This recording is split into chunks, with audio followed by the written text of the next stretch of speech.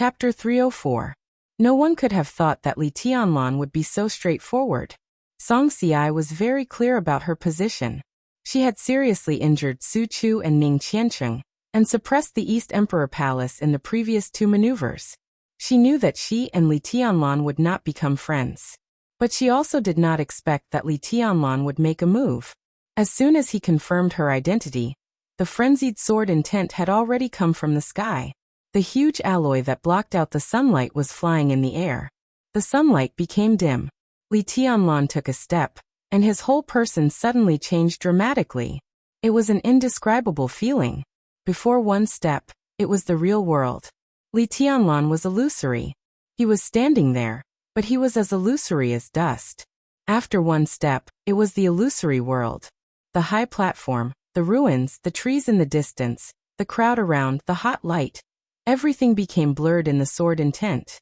Only Li Tianlan became extremely real. The world seemed to be very small. It was so small that it seemed to be squeezed in by Li Tianlan. In Song Xi's eyes, there was only Li Tianlan's figure that was so real and pure that it had no temperament. This kind of change was too intense. It was like magma suddenly erupting from a dormant volcano, or like violent waves instantly rolling up on the surface of a calm sea. In that instant, the surging gave everyone a sense of danger that assaulted them head-on. Song Xiai finally took a step back. Her palms glowed with light. A quaint and dark handle slipped from her sleeve to her hand, and the light was dark and deep. The alloy steel plate that was lifted by Li Tianlan fell down with unparalleled heavy momentum. The sword energy filled the surroundings, and the undisguised killing intent seemed to completely tear Song Xiai apart. Song Xi's arms were completely stretched. The dark handle in her hand lit up with sharp and dazzling light in an instant. A slender long saber directly came out of the handle in her hand. The blade was gloomy and obscure, straight as a sword. Only the tip of the blade was slightly raised, forming a small but perfect arc. The slender blade was nearly 2 meters when fully stretched out. At this time it was held in Song Xi's hand, and it was indescribably sharp. This was a long saber that was a little famous even in the dark world in recent years. The name of the saber was Night Curtain. The huge alloy roared.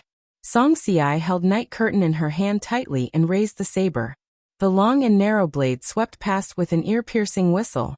Amidst the sound of metal colliding, the alloy steel plate that was nearly 5 meters long was suddenly torn into countless pieces by the saber light. Alloy shards flew everywhere. Song Xiai held the curtain of night expressionlessly. The sword intent raged around her, and her eyes were already empty and dead.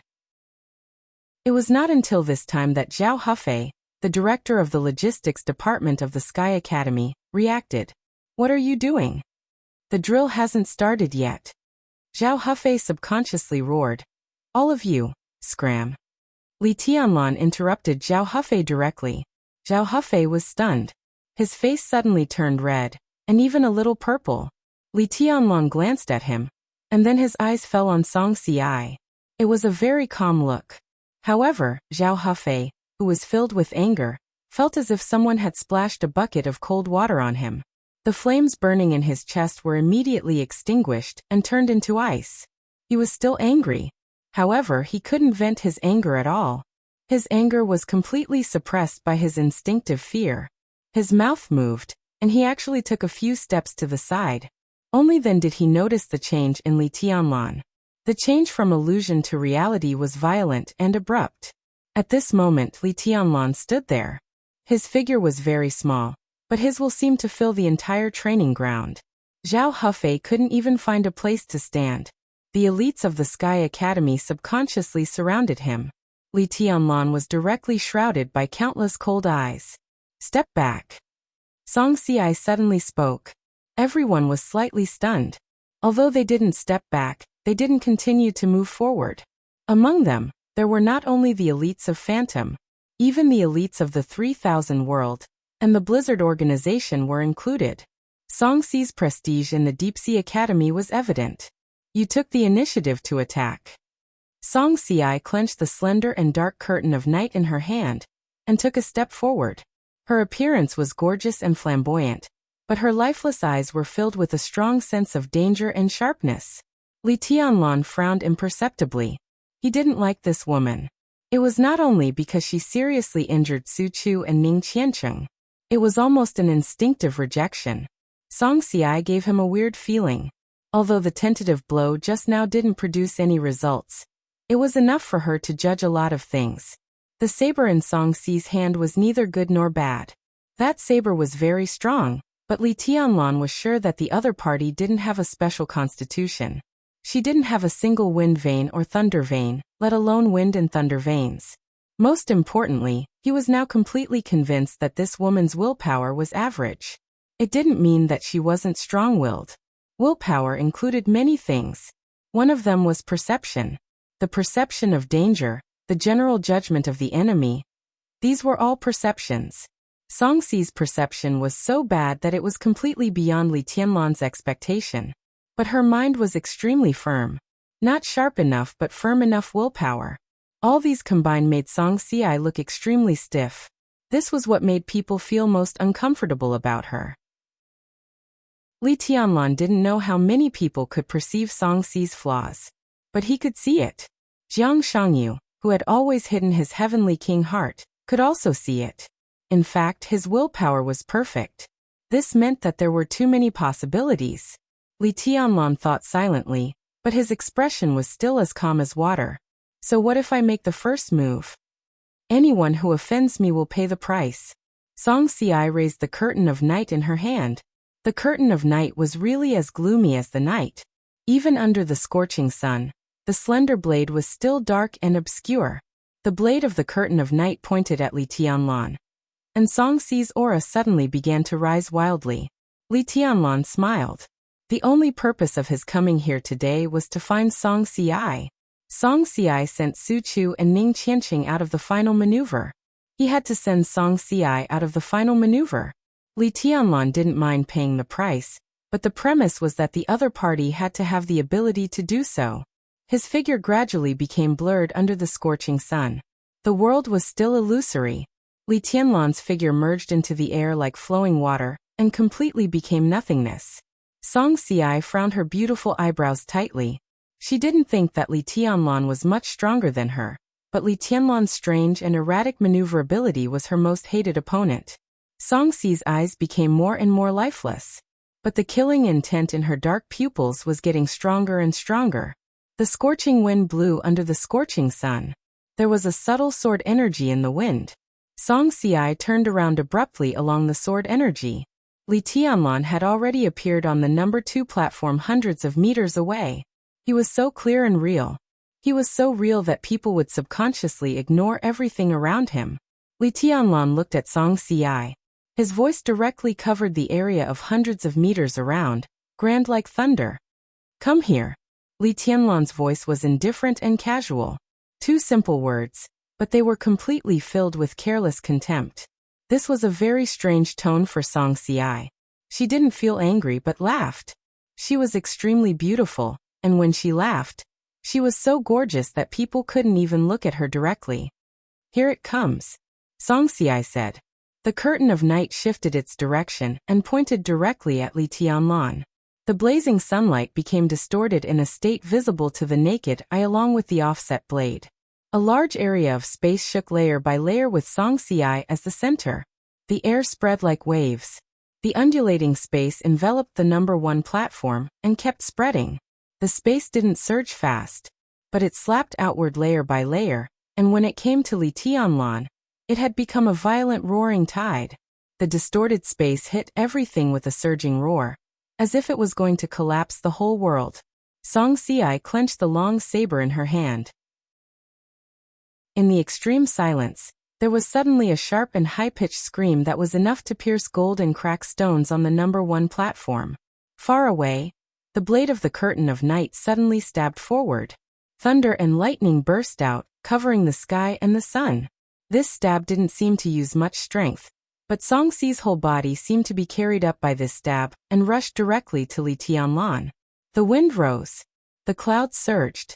The whole training ground completely turned into a world of thunder and lightning. Endless thunder shook the whole Sky Academy. One after another, thunder and lightning exploded on the ground. Smoke and dust rose and turned into fog. In the thick fog and thunder, The dark edge of the curtain of night appeared in front of Li Tianlan in a flash, like lightning, with the extremely condensed killing intent. Li Tianlan neither advanced nor retreated. In the face of the saber light piercing his head, he just raised his arm. He wore a silver bracelet on his wrist. The silver bracelet was quiet and flowing with light. Li Tianlan opened his 5 fingers, and the space on the number 2 platform seemed to be completely frozen for a moment. There was no frost, lightning, or fire. Only the fiercest compression and contraction of space. The whole space seemed to form a wall. The air waves driven by Song Xiai whistled and hit the wall. The tip of the curtain of night stabbed directly with the surging waves. The space seemed to be completely still. All the sounds disappeared completely. The world was quiet. Li Tianlan stood motionless on the high platform. Song Xiai was in the air, keeping the posture of stabbing forward. The saber and sword had been infinitely close to Li Tianlan's palm. It only needed a few centimeters to penetrate Li Tianlan's palm. But a few centimeters was like a mote. At this moment of almost stillness, the tip of the saber that was about to pierce Li Tianlan's palm couldn't move an inch. The rich blue thunder spread over silently. Song Xiai held the saber with both hands. Her body was completely tense, and she stabbed forward with all her might. Li Tianlan raised his eyebrows slightly. He closed his open palm for a moment. He opened it again. In the blink of an eye, the sword energy soared into the sky. The space, which seemed to be still, shattered in the most violent way in an instant. On the number 2 platform, all the air around Li Tianlan was torn into the shape of a long sword by the sword intent. Countless illusory and extremely dangerous sword shadows kept rushing up to the sky and falling quickly. Li Tianlan was surrounded by sword shadows. Dozens of swords, hundreds of swords, and hundreds of swords. The sword intent was boiling like water. Countless sword shadows completely wrapped Li Tianlan in it. The sword shadows turned into a curtain. A large sword curtain flew and rose around Li Tianlan. The sword shadows were not for defense. At the same time, they were moving forward layer by layer, attacking Song Xiai in front of them endlessly. The ripples like huge waves were all chopped up by the sword shadows. The thunder was dissipating. Only the dark edge was still trying its best to ring out. Song Xi's dead and empty eyes were getting brighter and brighter, and her pupils were getting darker and darker. In the state of battle, she was with an indescribable madness. The dense sword curtain rotated around Li Tianlan like a flower blooming. A large number of sword shadows fell on Song Xiai, bringing out flames one after another on her body. Blood fell on Song Xi's body. The night curtain still couldn't move forward. The sword intent around Li Tianlan was getting stronger and stronger. His figure became more and more real. The sword intent began to change constantly. The Great Void Sword intent of Mount Shu. The sword intent of Jifeng Sword Raining School. The sword intent of Jade Pool. The sword intent kept flowing. The simulated sword intent was all specious, but the complex and changeable sword intent made the sword curtain around Li Tianlan grow larger and larger. The thunder around Song Xiai was almost annihilated. The sword curtain around Li Tianlan had spread to a scale of hundreds of meters. Huge, complex, solemn, covering the sky and the sun. The sword energy soared into the sky. Song Xi's dark pupils quietly expanded, almost occupying the whole white of her eyes. The slender night curtain shook violently. Amidst the huge sword screen, Song Xiai soared into the sky in an instant. The chaotic and orderly sword curtain rushed to Song Xiai at the same time. Thousands of swords gathered into a bundle. The sword curtain was like a dragon, mighty and mighty. Song Xi's body was still rising. The next second, the dark saber light suddenly lit up high in the sky. The saber light was like a waterfall. The dark edge spread over the whole sky. The saber light spread and closed. Song Xi's essence, qi, and spirit directly climbed to the limit in the shortest time. The dark saber light turned into countless dark lines. The huge sword curtain disappeared in pieces in the saber light. More and more dark lines chased down. Like a frenzied rain. Outbreak. Outbreak regardless of the consequences. This was the essence of martial arts of the Wang family of Beihai. Now it was vividly displayed by Song Xiai. Song Xiai might not be the strongest of the young generation, but she was definitely the most dangerous person. The combination of instant outbreak and continuous outbreak was the balance of martial arts of the Wang family of Beihai. But Song Xiai obviously went to the extreme in the instant outbreak.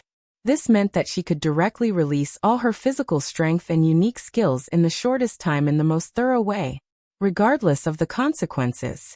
Only the most thorough outbreak. An instant was eternity. The dark saber light covered the sky from top to bottom. Unparalleled. Killing. Destruction. Tearing. Dragon slaying. In the case of absolute concentration of essence, qi, and spirit, all the combat power of Gu Xiai burst out in the blink of an eye. All the unique skills turned into saber light full of killing intent in the slight tremble of the blade in the night. The blade of the night went straight down. The wantonly blossoming blade light destroyed the sword curtain, almost like breaking dry weeds and smashing rotten wood. Song Xi's killing intent directly broke through the commanding heights. Under absolute concentration, she vaguely showed signs of a breakthrough. Li Tianlan still did not move. He let the sword curtain be shattered by the impact. He let the black saber light fall straight down. Song Xi's figure went straight down in the air, wild and decisive. Li Tianlan watched quietly, his eyes calm. The completely crazy dark saber light tore the completely scattered sword curtain all the way down. It was getting closer and closer. 30 meters. 20 meters. 10 meters. The saber light swept across, bringing up a gale. Li Tianlan's white clothes were completely blown backward in the gale. Song Xiai could even clearly feel the chill from the white clothes made of cloud silk. 5 meters. Li Tianlan stretched out his hand again. It was still a snap of fingers. But this time, as Li Tianlan flicked his fingers, his palm suddenly formed a weird and complicated emblematic gesture. In an instant, the dark saber light with endless crazy killing intent suddenly stagnated. Song Xiai, whose face changed dramatically, had no time to stop. The downward saber light was about to cover Li Tianlan's body. But the saber light went up directly against the air when his emblematic gesture changed. The distance between the two sides was too close. Song Xi's saber had been completely out of control. Countless saber lights almost completely covered her body in the blink of an eye. Li Tianlan looked calm. He didn't know how many people would recognize this move. But it didn't matter. There were other names for this move in the dark world. But in his view, this was the 24 moves of sword. A soft but flashing thunder light with texture completely enveloped Song Xiai at the moment when the saber light fell on her body. The thunder light appeared without warning. But the moment it appeared, it directly obliterated most of the dark killing intent. The thunder light was soft and deep. What it formed was not a shining electric arc, but a light that flowed and fluctuated like water. It was not dazzling, but deep and tough. Not to mention others. Even Li Tianlan didn't know that the thunder-shocking realm could change like this. But the water-like thunder light was a step slower after all. A small amount of saber light swept through Song Xi's body, and a large amount of blood directly splashed out, blooming with the thunder light. The blood color and the deep blue intertwined, gorgeous like a flower. Li Tianlan smiled unexpectedly, and his smile was cold. The thunder light wrapped around Song Xiai slowly dissipated. Song Xiai, who was covered in blood, her clothes were torn, and her face was pale, but she was still conscious. It was unknown when a slender and gentle figure had appeared on the battlefield. He had saved Song Xiai, and was holding her in his arms at this time. The two of them slowly descended from the air, and landed on the high platform. The high platform was as flat as new. In the fierce battle, the high platform was not even damaged at all. Long time no see. The man landed with Song Xiai in his arms. His eyes were calm and gentle. But under the gentle appearance, Li Tianlan clearly felt the fighting intent and killing intent deep in his eyes. Wang Shengxiao. If he hadn't suddenly appeared on the battlefield, even if Song Xiai didn't die today, she would completely withdraw from the maneuver a month later. The battle was fierce and short. Song Xiai rushed to the high platform. Li Tianlan reached out. He flicked his fingers. He flicked his fingers again. The battle was over. Song Xiai lost. But in this short and fierce battle, no one thought that she lost so badly. Wang Shengxiao was a step too late. Li Tianlan was also a step too late. The two of them looked at each other quietly, tit for tat. A small number of spectators finally recovered from the battle. Everyone was thinking about Song Si's almost completely out of control knife light at the end of the battle. That was Li Tianlan's unique skill. He borrowed the enemy's power for his own use. There was a sudden exclamation in the crowd. This is all-embracing collection? Wang Shengxiao looked at Li Tianlan with deep eyes. This was a unique skill famous in the dark world in recent years. It was the unique skill of the Purgatory of Heaven Capital. It simulated different sword intents and could be controlled at the same time. All-embracing collection borrowed the enemy's power for his own use. They were all unique skills of the Purgatory of Heaven Capital. It's the 24 moves of sword. Li Tianlan's tone was indifferent. Wang Shengxiao smiled. In addition to calmness, there was only confidence in his eyes. You really have mastered the 24 moves of sword. He looked at Li Tianlan thoughtfully. I underestimated you. Maybe you will be a good opponent. Do you want to fight? Li Tianlan asked with a smile. He pointed to Song Si. Even if it's revenge for her, I accept it. I can do it now. Wang Shengxiao's eyes flickered. He seemed to be tempted, but he finally shook his head. No hurry, he said indifferently. We'll see each other in the maneuver a month later. We need a witness with enough weight to end the grievances between the Wang family of Beihai and the Li family. Li Tianlan burst out laughing. In the penetrating laughter, his figure gradually disappeared from the high platform. Only his voice kept ringing, getting farther and farther away. Solve the grievances between the Li family and the Wang family of Beihai. You're not qualified yet. Wang Shengxiao narrowed his eyes and looked in the direction of Li Tianlan's departure. He didn't speak for a long time. This man is really arrogant. Song Si leaned in Wang Shengxiao's arms. Her voice was weak and cold. Wang Shengxiao smiled and said softly, he's really strong. Among the younger generation, you're the strongest. Song Si's voice was firm and proud. Wang Shengxiao didn't speak. He recalled the battle between Li Tianlan and Song Si. From beginning to end, Li Tianlan had been standing in the same place and hadn't moved. He didn't draw his sword either. Chapter 305. Some people's lives were glorious and powerful, while some people's lives were ordinary. And for a very small number of people, their lives were on the road. It was wandering. It was wandering. There was no purpose, so there would be no end.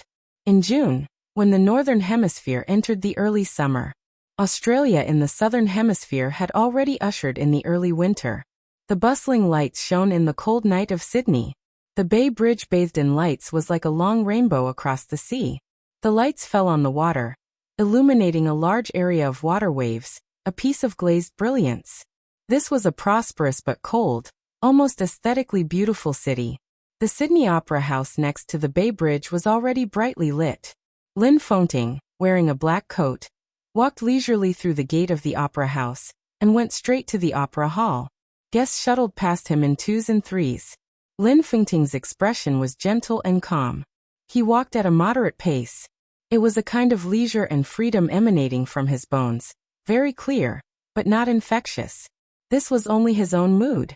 The crowd passed by him at different speeds. Lin Fonting was alone, and his figure looked a little lonely. The team performing in the opera hall tonight was not famous. At most, it was a little famous. The members were not young, but their constantly skilled skills made them stand out in the past 2 years. Lin Fonting first met them in Vienna half a year ago. It was an ordinary but poignant opera.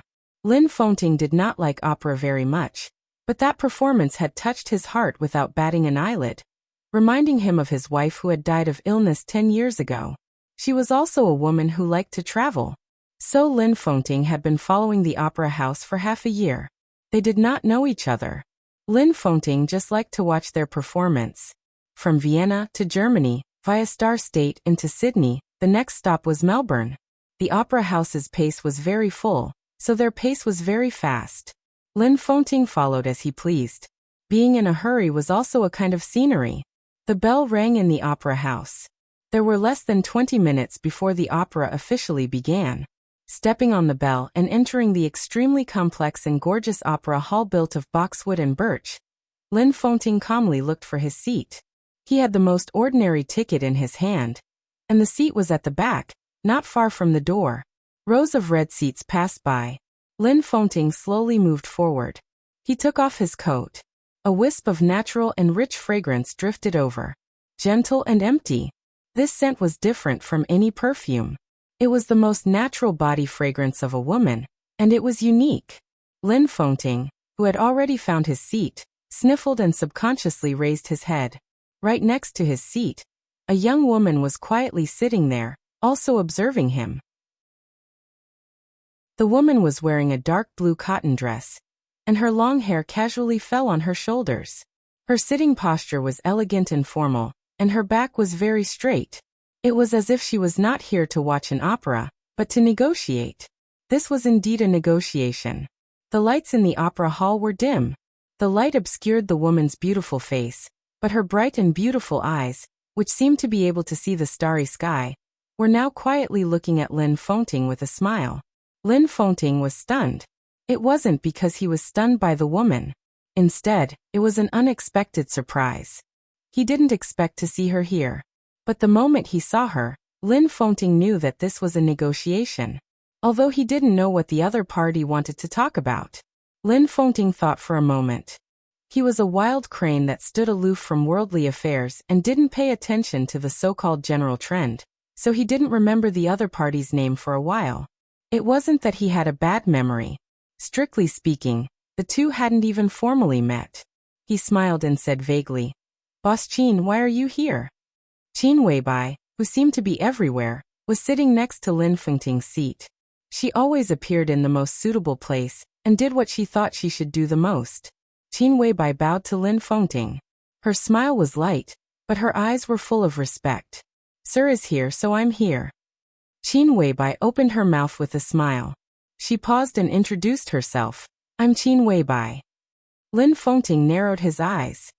He took a deep look at Qin Weibai, sat down next to her and said calmly, "Has Samsara Palace become powerful enough to track down an idle person like me?"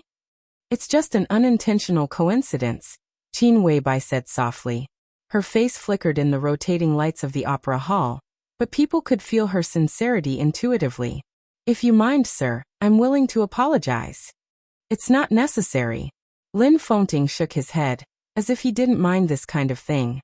He looked at the opera stage in front of him and said with a chuckle, "Boss Qin, did you come to Sydney to travel or visit a friend?" "I came specially for you, sir." Qin Weibai's tone was soft, neither servile nor overbearing. Lin Fengting frowned imperceptibly. Sitting next to Qin Weibai, he felt uncomfortable all over. Qin Weibai was naturally extremely beautiful. Lin Fengting had seen countless beautiful women in his 50 years of experience. But in terms of appearance and grace, Qin Weibai was absolutely unique. This was an undeniable fact. But sitting next to her, Lin Fengting felt more the cruelty and darkness of the dark world than her outstanding beauty. This was something he had been too lazy to touch. "What's the matter?" Lin Fengting asked calmly. Qin Weibai's tone became softer and softer. She said with a smile, "I want to borrow a sword from you, sir." Borrow a sword from Lin Fengting. Lin Fengting was not famous in the dark world, but this did not mean that this sword was worthless. Only a few people knew what his sword meant. There was silence. Lin Fengting suddenly fell silent. He felt a little strange inside. It was strange that Qin Weibai appeared here. What made him even more strange was her request. His sword could do a lot of things and kill a lot of people. But Lin Fengting smiled. "I don't think it's necessary for me to lend you a sword." He looked at Qin Weibai without reservation or mockery. He just told a fact. "And even if I am willing to lend it to you, can you afford it?" Qin Weibai's expression did not change. She said elegantly, "We can talk about anything. What do you want? As long as I have it, I can give it to you." That was exactly the problem. Qin Weibai didn't know what Lin Fengting wanted. And Lin Fengting really didn't want anything. He looked at Qin Weibai and suddenly had an idea. He said with a strange smile, "I have a son. If I want you to be my daughter-in-law, will you be willing?" Qin Weibai didn't change her expression. She didn't even get angry. She just smiled slightly and said, "I don't have it. It belongs to my man." Lin Fengting's eyes changed. Your man, he thought of Li Tianlan. The young man who could shock the world with one sword in Heaven Capital. He had collected information about him. He even knew that Li Tianlan had returned to Huiting now. How about I borrow a sword from you for the sake of my man and the Li family? Qin Weibai looked at Lin Fengting with a smile. Her demeanor was perfect. She said borrow. Lin Fengting knew what it meant. He owed the Li family a sword. Qin Weibai also wanted to owe him a sword. They didn't interfere with each other. Lin Fengting looked at the stage in front of him expressionlessly. He wanted to refuse. However, he had too many speculations and curiosity about the Samsara Palace. Before he figured out some things, he didn't want to completely lose contact with the Samsara Palace. But he couldn't borrow this sword. His sword entered the dark world. The Lin clan was equivalent to entering the secular world. So he shook his head and didn't speak. Silence was often a kind of determination. Qin Weibai was still calm. She wasn't surprised by Lin Fengting's attitude. If it were so easy to borrow this sword, she wouldn't have traveled from the north to the south of the earth in person. What do you think of the Samsara Palace, sir? Qin Weibai suddenly asked. Lin Fengting's heart skipped a beat. He was silent for a while, then said with a smile, I don't know much about the dark world, but as far as I know, the Samsara Palace is still very strong. Very strong. Qin Weibai nodded. But it's also very weak. We have the invincible realm experts on the top of the divine list, murderous weapons, experts and resources, but we don't have the foundation. In terms of real strength, it's hard for us to surpass any superpower, let alone giants like the Wang family of Beihai and the Lin clan, she said softly, but her temperament began to change slowly, becoming cold and sharp. Sir, I don't want to be enemies with the Lin clan. The Samsara Palace can't afford to offend a power like you, whether you enter the secular world or come out. That's why I want to borrow a sword from you. Lin Fengting didn't understand Qin Weibai's meaning for a while. He thought for a while, then said indifferently, Is there any cause and effect between not wanting to be enemies with us and wanting to borrow a sword from me? Qin Weibai took a deep look at Lin Fengting. Her eyes were deep and bright, and her voice became colder. The dark world is chaotic now, but it's not the most chaotic. Lin Fengting frowned. The Wang family of Beihai, the Jiang family of South America, Knights Templars, the Dark Knights Kunlun City, the Purgatory of Heaven Capital, the Fantasy World, the Heroes Club. The names of superpowers floated out of Qin Weibai's lips one after another. The Guardian Angel of Star State, the Shadow Throne of Europe, the Aborigines of Africa. All the forces are now fighting every day. Even the Polar Ground Alliance is in internal strife. Sir, do you know the cause of this? Lin Fengting frowned and continued to be silent. He really didn't know these, or he didn't know much. The seemingly magnificent general trend had always been something beyond his line of sight. Since the final battle of Heaven Capital, the cause of everything is that the Wang family of Beihai and Kunlun City united against the Samsara Palace. Qin Weibai said indifferently. He was telling the truth. The two superpowers of Zhongzhou State retaliated against the Samsara Palace. The Jiang family of South America, which had suffered heavy losses, wanted to make up for the losses and take revenge. The Dark Knights, which had a good relationship with the Samsara Palace, intervened and provoked Knights Templars. The battlefield continued to expand. In the case of wars everywhere, the Guardian Angel of Star State began to guard the country. Fantasy World of North America also took responsibility. With a sense of crisis, the Jiang family of South America contacted the Aborigines of Africa. So the Shadow Throne got involved. The Purgatory of Heaven Capital seemed to stay out of it, but deity's actions in Annan State held up a considerable part of the energy of the Wang family of Beihai and Kunlun City.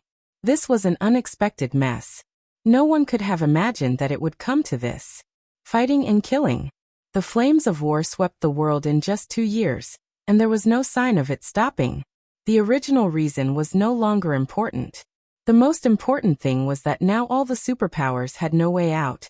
This was the game of the entire dark world, and most of the invincible realm experts had been involved. No one knew what the final result would be, but under the huge investment, all the superpowers had been in a killing frenzy. Now almost all the superpowers were bracing themselves to hold on. They didn't dare to retreat even if they wanted to. This was really out of their control. What do you want to say? Lin Fengting raised his eyebrows and asked. What I want to say is that now any power involved has lost the qualification to suspend the game. The contradiction has intensified to the extreme. The Wang family of Beihai doesn't dare to take a step back, nor does the Samsara Palace, Qin Weibai said blandly.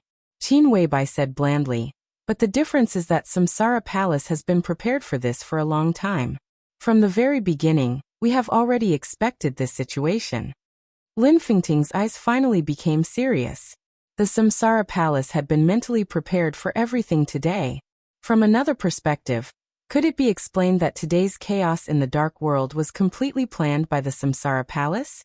All the superpowers in the dark world were giants.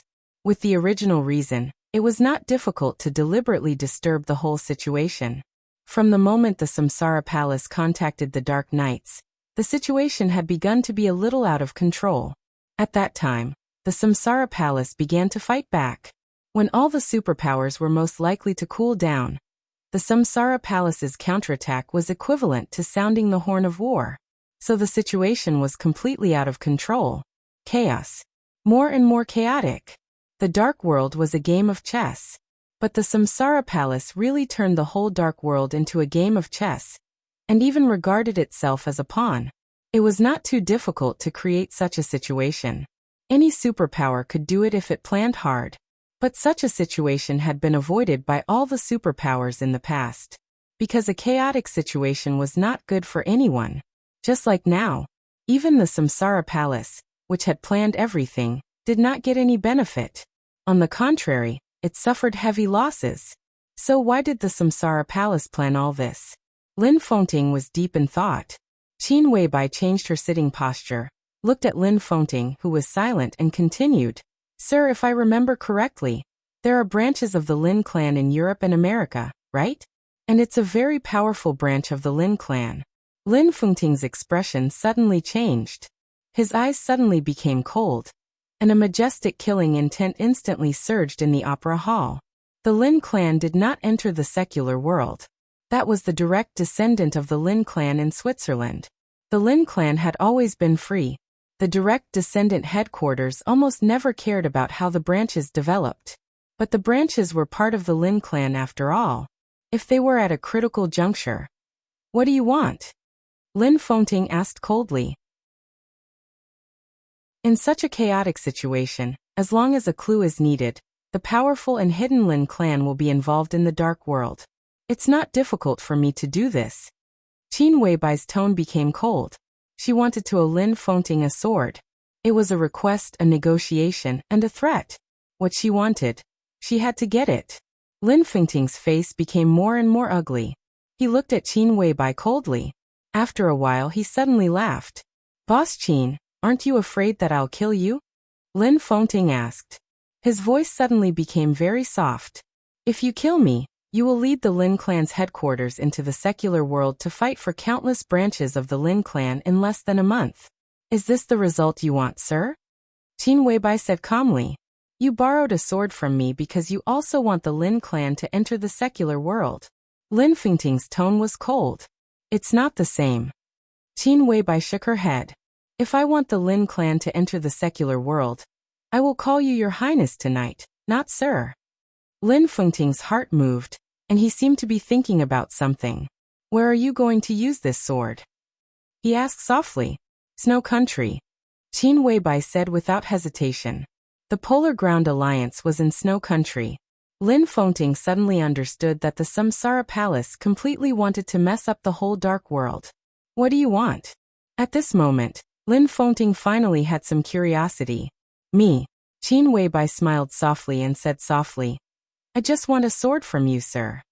Lin Fengting looked helpless. What he asked and what she said were two completely different things. We are not enemies, he said. Qin Weibai nodded to show her approval. Compared with the Li family, I am more willing to believe in the Lin clan. Sir, I am a madman. If what I said just now offended you, I am willing to apologize. But this matter is very important to me. Lin Fengting's face softened. Is it for Li Tianlan? He asked softly. Qin Weibai just looked at him and did not speak. Lin Fengting sighed softly. Qin Weibai was the biggest decision-maker in the Samsara Palace besides the palace master. It could be said that she had dragged all the forces, including the Samsara Palace, onto the chessboard. Besides that, how much did she do? For Li Tianlan. Can a woman really do this for a man? I have 3 conditions. Lin Fengting suddenly spoke. Go ahead. Qin Weibai's eyes instantly focused. First of all, I don't need you to pay me back. I owe Li Tianlan that sword move, and I'll use it on you. So we don't owe each other anything. Second, I want to see the master of Samsara Palace. Third, I won't attack the Wang family of Beihai. Lin Fengting said. Qin Weibai instinctively frowned. But Tianlan's sword. You've done so much for him. So what if you take this sword for him? You're his woman, so isn't he your man? Lin Fengting asked. Qin Weibai's face suddenly turned pale, and she was lost in thought. A long time passed.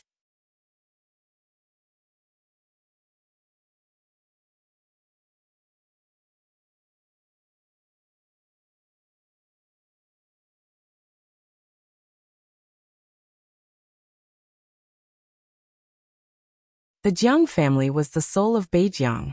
The Jiang family relied on the northern borderline. This feeling had been accumulated over several generations, and it had become thick and passionate.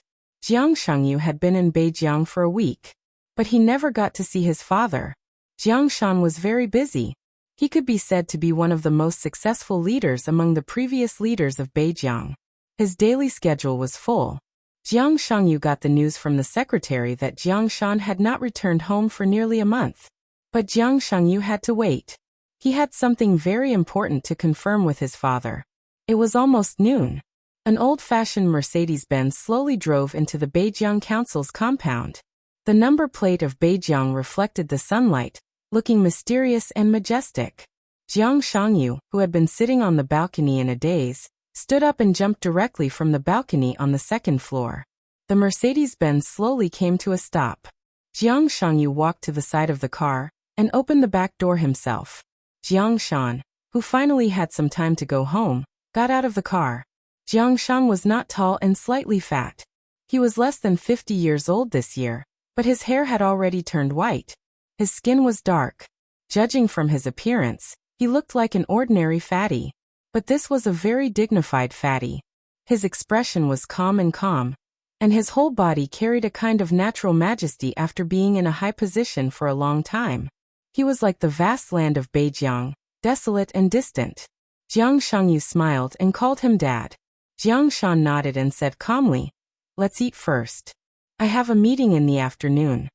Jiang Shangyu nodded, took the bag from his father's hand, and walked into the number 1 villa of the council's compound. 7 days at home. He knew very well that the real time with his father was only the time for this meal. Jiang Shangyu made a few dishes by himself, and a braised fish was the only meat. The father and son sat at the table and ate in silence, like a whirlwind. After the meal, Jiang Shangyu made a cup of tea for Jiang Shan. "What's the matter?" Jiang Shan took the teacup and asked casually. "The final maneuver of the 2 academies will begin in a month. Dad, will you also go?" Jiang Shangyu asked. Jiang Shan took a sip of the hot tea and thought for a while. He shook his head and said, "I'm not sure. I've received the invitation, but I may not have time." He put down the teacup, knocked on the table casually and said, "Guhan's Han entered your 3,000 world?" Jiang Shangyu nodded. His expression was still relaxed, but his eyes became dignified. The news had already spread throughout Zhongzhou state. But for the father and son pair, this kind of news clearly had other meanings. Jiang Shan's thick fingers tapped on the table again and again. After a long time he said calmly, "What's your plan?" "I came home this time to see what your plan is." Jiang Shangyu opened his mouth respectfully. Jiang Shan was silent again. This time he was silent for a longer time. Jiang Shangyu waited patiently. "Is there any progress on Wang Yuetong's side?" Jiang Shan looked at Jiang Shangyu and suddenly asked. Jiang Shangyu smiled helplessly and spread his hands, saying, "Your son is not charming enough. I went to see her several times, but she was lukewarm. I didn't succeed in asking her out to watch a movie or have a meal. I didn't even get close to her within 2 meters. What progress can I make? Has it always been like this? Jiang Shan was also a little helpless. Jiang Shangyu nodded. Although he was smiling bitterly, he didn't look very depressed. I don't care about her anymore. I heard that she lived with Li Tianlan a few years ago. I've met Li Tianlan. Although he disappeared for 3 years, he has always been the #1 person among the young generation in Zhongzhou State, at least in terms of reputation. Wang Yuetong's heart belongs to someone, so I don't expect to change anything. Jiang Shan frowned. Wang Yuetong had always been one of his targets, but it was not until more than a year ago that Jiang Shan began to act. In the midterm election more than a year ago, Jiang Shan could be said to be a further popular figure. The 3 council giants retired. Except for the position of Dongqing Wudi, Jiang Shan was sure to sit in any of the 2 positions. But the point was that he didn't want to move at all. And it was the prince group behind him that pushed him to take the position. It was a great advancement in power to enter the Hidden Dragon Sea, the center of Zhongzhou State, from Beijiang, but it was not what Jiang Shan wanted. The short-term expansion of power did not have many benefits. On the contrary, because Jiang Shangyu had not fully grown up, once he left Beijiang, the foundation of the entire Jiang family would be affected. Beijiang was everything to the Jiang family. Once Jiang Shan rushed to the commanding heights, the foundation and power that they had built for several generations would have an extremely tragic gap, which was what no one in the Jiang family wanted to see. But it was the prince group that put forward this motion. Jiang Shan was one of the super heavyweights of the prince group. The prince group pushed him to take the position not only because they were worried about the Jiang family that was gradually growing in Beijiang, but also because of the overall consideration. If they pushed Jiang Shan to take a step forward, the position of the top leader of Beijiang could be vacated by the successor of the prince group in advance, and finally strive for a better position and ranking in the next election. This was considered from the perspective of the whole group, and the benefits were obvious. But group interests and personal interests often conflicted. If Jiang Shan didn't move, it would be difficult for the next successor of the prince group to find an ideal gold-plated area. After all, Jiang Shan was from the prince group. Even if he didn't want to move, he couldn't oppose it openly at that time. But at that time he took the opportunity of investigation and quietly contacted the Wang family of Beihai. He didn't hide what he did. He met Wang Tianzong and expressed the hope that he could unite with the Wang family of Beihai by marriage. The objects were Wang Yuetong and Jiang Shangyu. At that time, Wang Tianzong said with a livid face that he couldn't control his wicked girl, but he also said that they could contact her first. Soon after Jiang Shan came back, Wang Yuetong entered Yuzhou. During this year, she had been working in the General Staff Department as a deputy division level, which created an opportunity for Jiang Shangyu. It was obvious that Jiang Shan contacted the Wang family of Beihai. After the prince group waited again and again, and with the pressure from Kunlun City, they finally cancelled the idea of letting Jiang Shan move. But the rift between the 2 sides had gradually formed. Jiang Shangyu knew that his father was looking forward to the marriage between him and Wang Yuetong. But now it seemed that such a marriage would not work at all. So in the past year or so, in the case of a gradual rift with the prince group, the Jiang family was in a very difficult situation, and under great pressure. It was no secret that the Jiang family could not unite with the Wang family of Beihai by marriage. So the Special Warfare Group, which had been very close to the Jiang family, began to quietly offer an olive branch. But Jiang Shan didn't respond.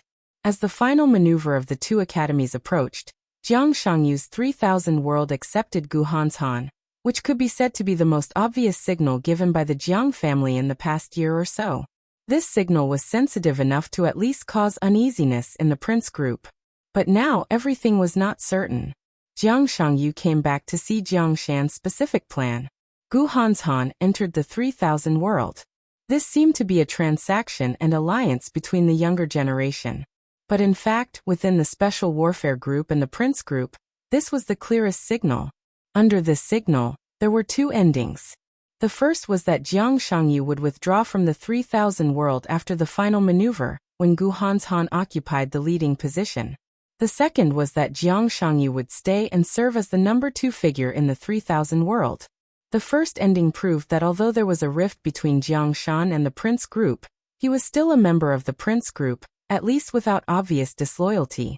The second was equivalent to directly showing that one of the Jiang family's feet had stepped into the position of the Special Warfare Group. The position of the Jiang family would become very subtle. The impact of a member of the decision-making committee changing his position was too great. But before Jiang Shan officially made a final decision, the Jiang family still had the value of winning him over, but it would also arouse the hostility within the Prince Group.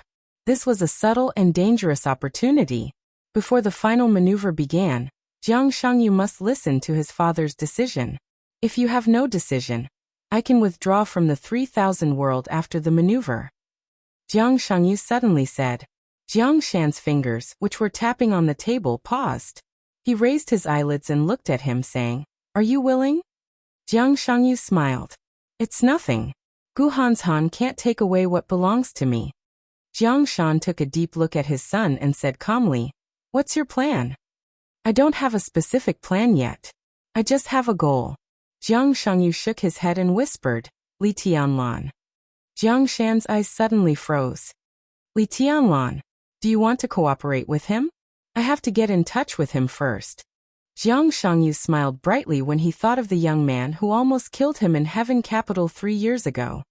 "What if you don't have to withdraw from the 3000 world?" Jiang Shan asked. "Then it's even more necessary to get in touch with Li Tianlan."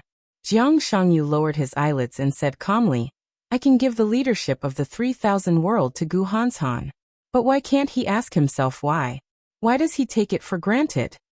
"Be careful." Jiang Shan frowned. "Father, don't worry," Jiang Shangyu said softly.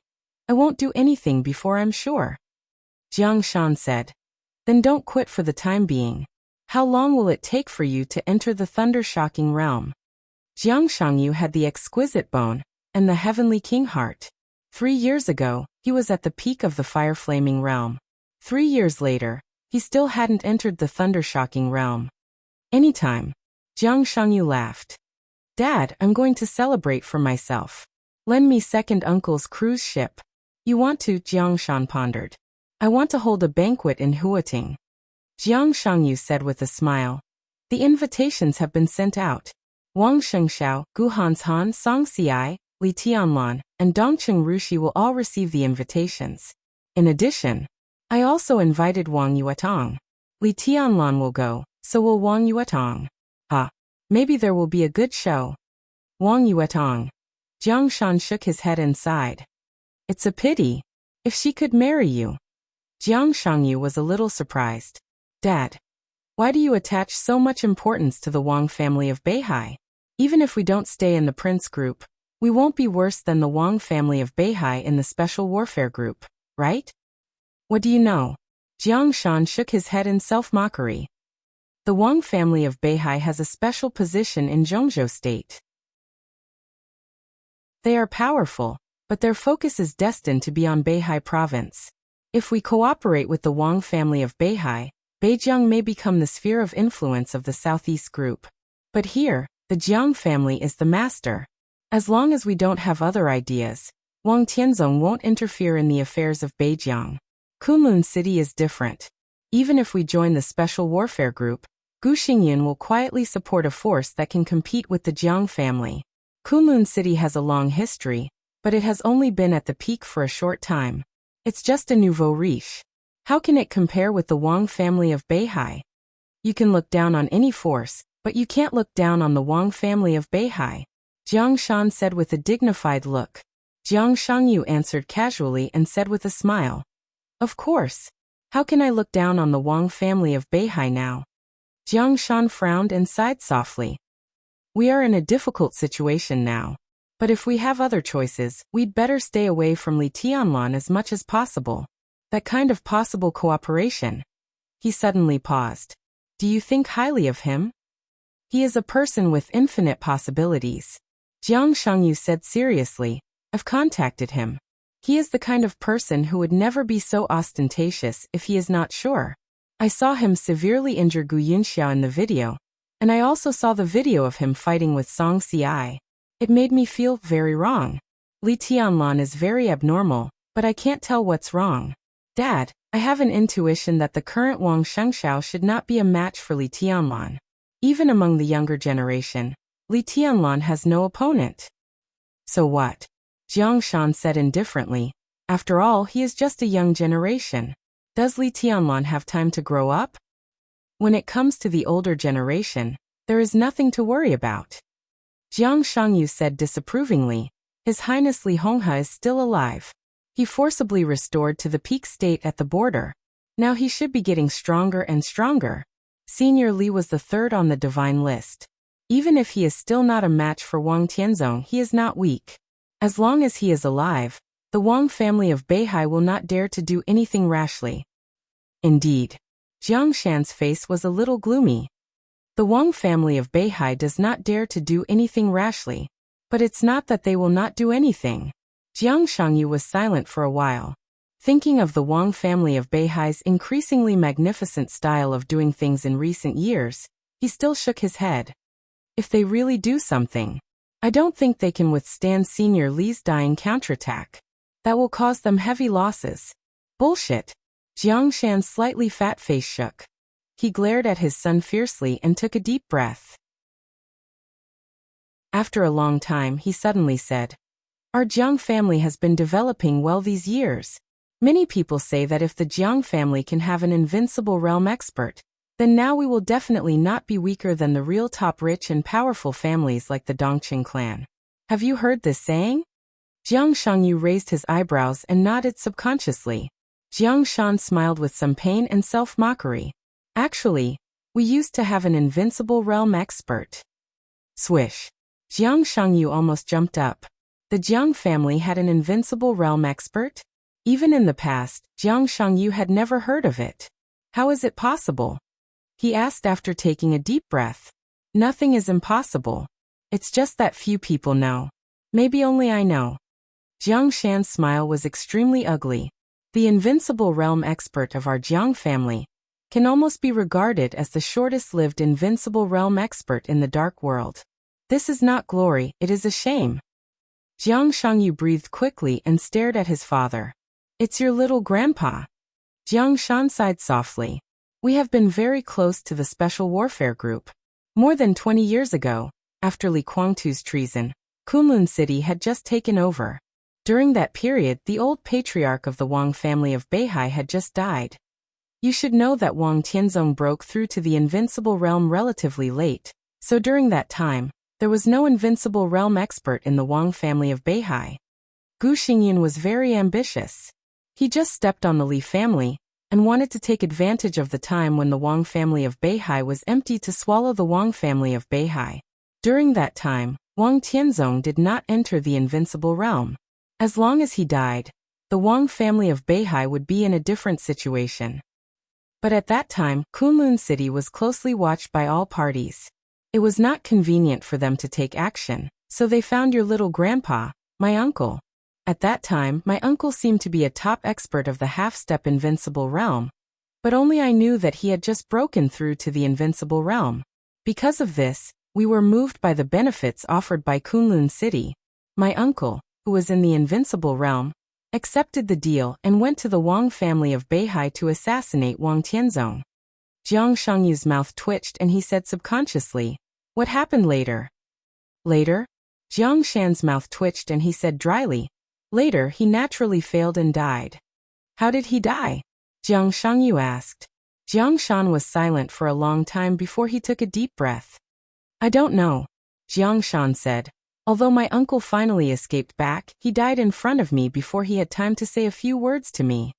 It was not an invincible realm expert who gave him a fatal injury, but a kind of horror similar to a nightmare appeared on Jiang Shan's face. That was undisguised fear and dread, which came from instinct and from the soul. But 12 elites, 6 in the thunder-shocking realm and 6 in the fire-flaming realm. How is it possible? Jiang Shangyu couldn't help but cry out. He couldn't imagine how this ridiculous lineup killed an invincible realm expert. Even if he was an expert who had just entered the invincible realm. That's the truth. After the extreme fear, Jiang Shan's expression was only numb. Who the hell are those people?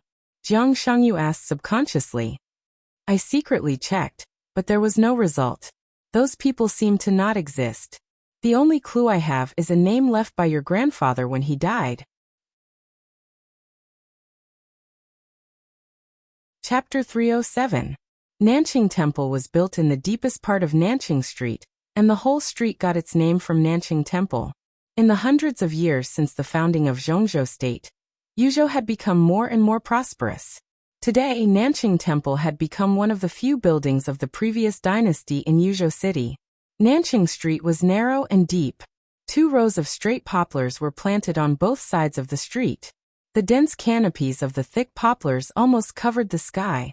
Standing in the middle of the street and looking up at the sky, there was only a line left. This was known as one of the quietest streets in Yuzhou. There were no huge residential areas and dense small shops on both sides of the street. Only 2 neat rows of dark cyan small buildings. The poplars were straight. The buildings were neat. Like an army. The wind blew in Yuzhou at dusk. There was no dusk on the horizon, and the whole sky was gloomy. The wind before the rain poured into Nanqing Street, and the rows of poplars rustled. It seemed that there was only the sound of the wind in the world. Nanqing Temple sat quietly at the end of the street, quiet and solemn in the wind. Nanqing Temple was not a temple. The star flag of Zhongzhou State fluttered in front of the gate, and the national emblem of Zhongzhou State with shining stars hung at the gate of the temple, looking extremely dignified. This was the office of the second department of the general staff. The second department was the most mysterious and free department of the general staff. Its staff was complicated, and the number of people outside the establishment was countless times more than that inside the establishment. The main task of the second department was to set up intelligence networks, collect intelligence, organize and analyze it, and take necessary actions according to national interests when necessary. So the second department of the general staff had a name that was recognized by everyone. The Military Intelligence Department of Zhongzhou State. The gloomy day turned into night in the wind. In the beautiful Nanqing Temple, a young short-haired woman opened the door of a side hall, turned off the lights inside, and walked directly to the gate of Nanqing Temple. The woman was tall and slender. She was indescribably seductive. She was dressed very simply. She wore ordinary canvas shoes and a pair of light blue jeans that wrapped around her slender legs and round buttocks. She wore an ordinary white short-sleeved shirt. She did not have any makeup on. She looked simple and natural. The former enchantment seemed to be fading away from her. Pureness settled into maturity. Her long, silky hair turned into a short, sharp haircut. Steadiness replaced liveliness. Her figure was lonely and even weak, but with an indescribable stubbornness. It was an indescribable beauty. Nanqing Temple was quiet and gloomy at night. The woman was carrying a simple handbag. Walking quietly in the flourishing Nanqing Temple, it was as if he had lit up the entire night sky. He had been in Yuzhou for more than a year. Whether it was day or night, she was always the most beautiful scenery in Nanqing Temple, and the most beautiful color on Nanqing Street. Yuetong, working overtime again? A gentle voice sounded. Under the night sky, Nanqing Temple was illuminated by a faint light. A figure with a blurry face was standing there. Wang Yuetong couldn't see his face clearly, but from his military uniform, especially the marshal's epaulette, she could clearly judge his identity. General Yi. Wang Yuetong stood at attention and saluted. She said in a flat tone, "Why are you here?" Standing in front of her was the god of army of Zhongzhou State, Yi Dongsheng. Yi Dongsheng's personal force was not extremely powerful, and his realm of the thundershocking realm was just something he could show off. He was known as the god of army of Zhongzhou State, and the proudest thing about him was his brain. Over the years, Yi Dongsheng was the best candidate to be the commander in several covert foreign disputes and numerous large-scale military exercises in Zhongzhou State. And the wars he commanded were almost never defeated. Although Zhongzhou State suffered heavy losses in the final battle of Heaven Capital, it was not Yi Dongsheng's fault. Zhongzhou State valued the cooperation with the Samsara Palace too much. As a result, when the Samsara Palace made a move, all of Yi Dongsheng's plans suddenly became useless. and this matter more or less had an impact on his promotion.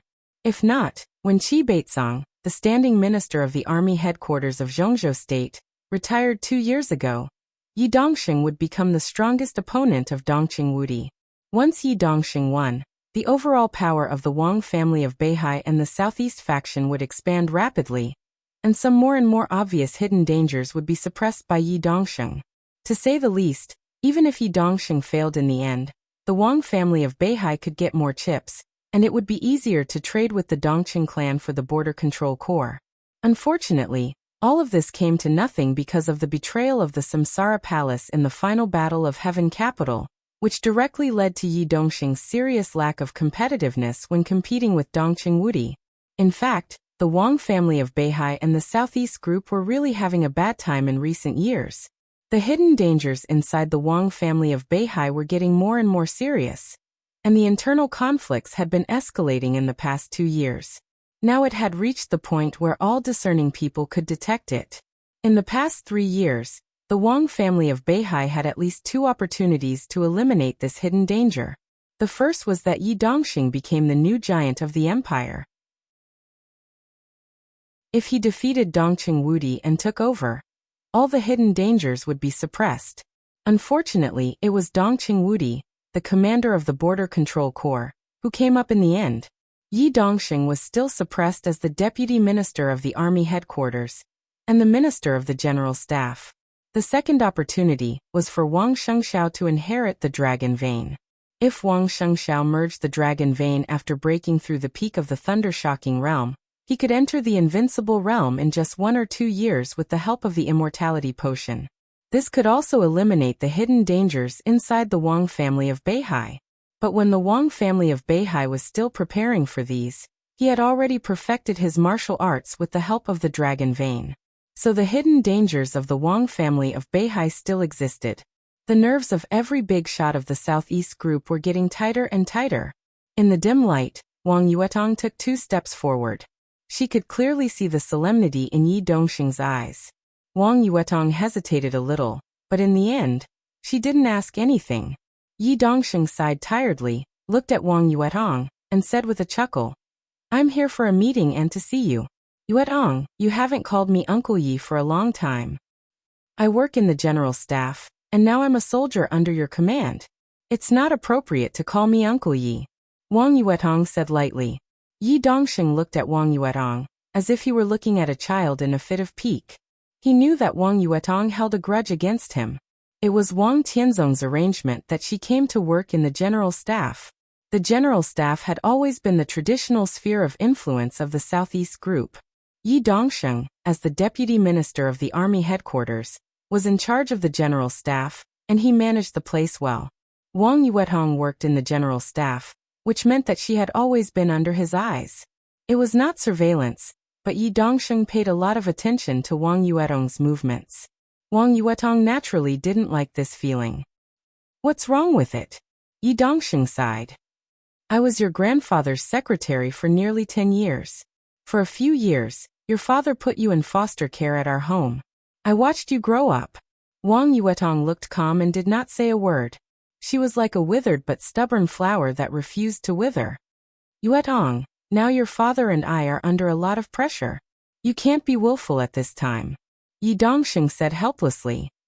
"I'm not willful, but I don't think marrying Jiang Shangyu will help you," Wang Yuetong said lightly. Yi Dongxing took a deep breath. "You don't have to marry Jiang Shangyu.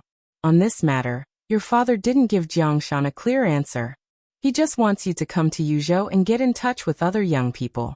You don't like Jiang Shangyu, but what about others?" Over the past year, there have been more than double digits of people pursuing you, many of whom have excellent family backgrounds and moral characters. Don't you like any of them? I don't like them, Wang Yuetong said without hesitation. I already have someone I like. How can I like others? You're acting in a fit of pique. Yi Dongxing snorted. He and Wang Tianzong were very good friends, so he treated Wang Yuetong like his own daughter. Think about it carefully. Do you really like Li Tianlan? How long have you been in contact with him? I admit that he is excellent, and he does have the possibility to impress you, but that's not all. You and he may have admired each other. You think it's love, but it's not at all. You're just acting in a fit of pique. If your father didn't bring you back from Li Tianlan, you wouldn't have contacted him for 3 years. Maybe your feelings for him would have faded. He did a stupid thing. It's because he brought you back to Beihai that you feel unreconciled. Li Tianlan, who used to be unimportant, has become very important. Girl, isn't that willful? No. Wang Yuetong's voice was still faint, without any ups and downs, without the youthful vigor that belonged to young people. Uncle Yi, you don't understand, she said softly. I can be sure of my feelings, but I don't want to explain it. We don't spend much time together, but I feel at ease and calm when I stay with him. Feelings can't be measured by the length of time. Yi Dongsheng remained silent. After a long time, he took a deep breath and said with a bitter smile, well, even if you're sure of your feelings, can you be sure of Li Tianlan's feelings? You like him, but does he like you? Qin Weibai is his woman, and Dongqing Rushi is his fiancée. To be frank, Dongqing Rushi is no worse than you. And Qin Weibai is even more ahem. Girl, have you ever thought about this? Even if you're by his side, what position do you have? Wang Yuetong froze on the spot. The wind in the night sky gradually dissipated. The clouds pressed down. It began to rain in Yuzhou, drop by drop. Wang Yuetong stood quietly in the rain, and her eyes were as blank as the rain under the night sky. I don't know, she said softly, her voice simple and confused.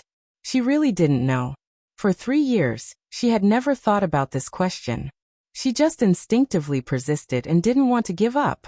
Yi Dongsheng looked at Wang Yuetong with complicated eyes and said softly, since you don't know, why are you still persisting? Wang Yuetong suddenly laughed. It seemed to be the first time for her to smile in a long time.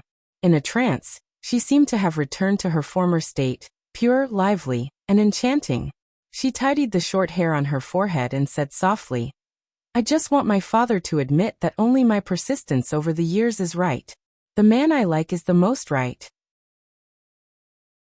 She looked at Yi Dongsheng and continued, Uncle Yi, if the contradictions and hidden dangers of the Wang family of Beihai really break out completely, and my father and brother can't suppress it, only he has the ability to solve everything, as long as he can grow up. He does have the ability. Yi Dongsheng's voice was cold and straightforward. But does he have a position? I am his position. Wang Yuetong said calmly. My man, whether he is an ambitious or a heavenly son, will be affectionate. I believe that. How could he become a heavenly son without affection? Wang Tianzong himself didn't seem to notice this. But Wang Yuetong always believed it. She believed that she was right. I want to ask for leave. Wang Yuetong looked at Yi Dongsheng and said softly. This was not the first time she had asked for leave. Since the first day Li Tianlan returned to Huading, she had written a leave request report to her leader. However, her report was conveyed to the leader level by level and finally reached Yi Dongsheng's desk. Yi Dongsheng didn't approve it. Wang Yuetong didn't move, because she knew very well that if the leave was not approved, she couldn't leave Yuzhou. Yi Dongsheng was silent for a long time. Just when Wang Yuetong's heart became cold again, he finally nodded. Yes. Yi Dongsheng said. Wang Yuetong froze in place for a while, looking at Yi Dongsheng in a daze and didn't speak. You can go to Huading and see Li Tianlan. Yi Dongsheng lowered his eyelids, hiding all his eyes. Wang Yuetong suddenly panicked. 3 years. So many struggles, so many thoughts, so many tortures. Wang Yuetong never doubted her feelings, nor did she escape her lovesickness. Now Li Tianlan was in Huating. She was in Yuzhou. She had a holiday. As long as she wanted, she could see the man she yearned for day and night in a few hours.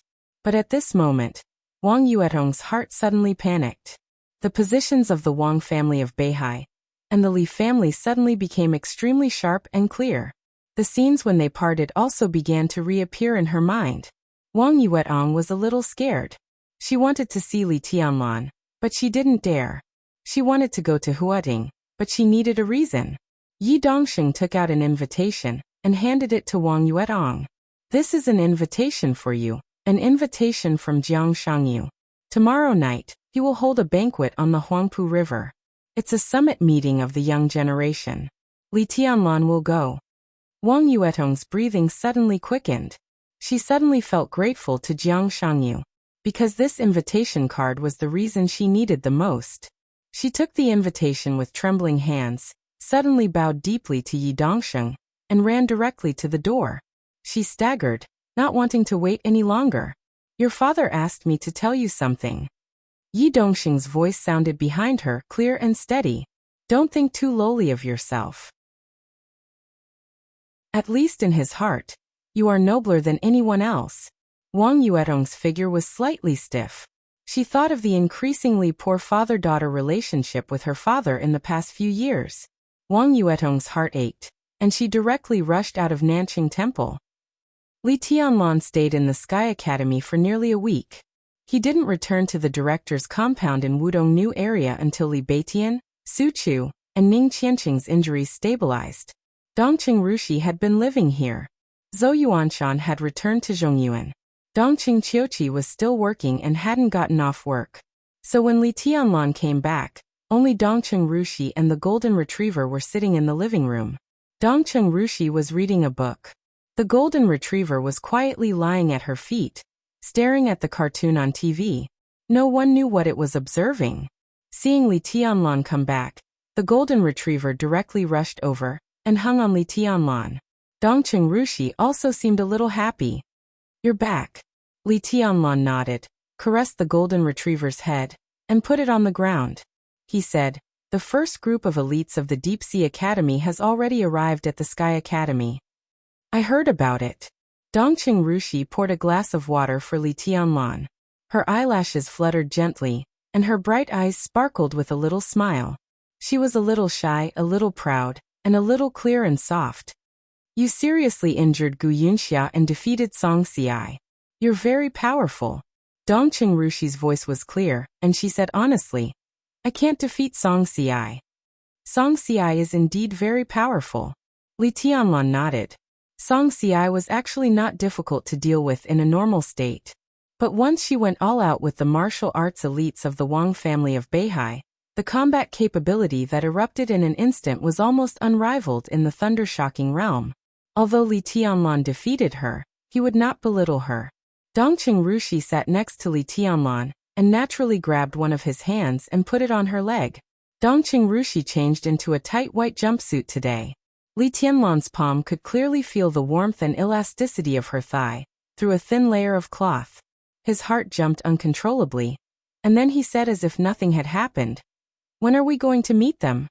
We can go to the maneuver one day in advance. I'll be with you." Dongqing Rushi said honestly. Li Tianlan thought for a moment. "Then shall we go to East Emperor Palace?" Dongqing Rushi's eyes lit up. Before she could speak, the phone suddenly rang. Dongqing Rushi picked up the phone, looked at it, and said softly, "It's father." "You answer it." "You answer it."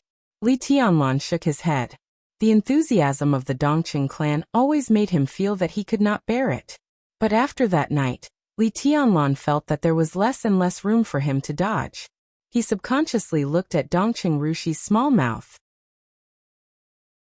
Red, full, gentle, it was a little jerky but very flexible.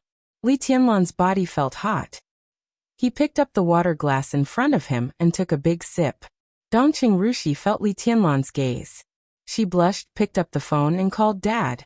"Rushi, are you with Tianlan?" Dongqing Wudi's voice was very soft. Dongqing Rushi said obediently, "He's watching cartoons next to me." Li Tianlan looked at the two funny bears on TV with a helpless face. Dongqing Wudi smiled with some relief. "Well, it's good to be together. You should get to know each other more."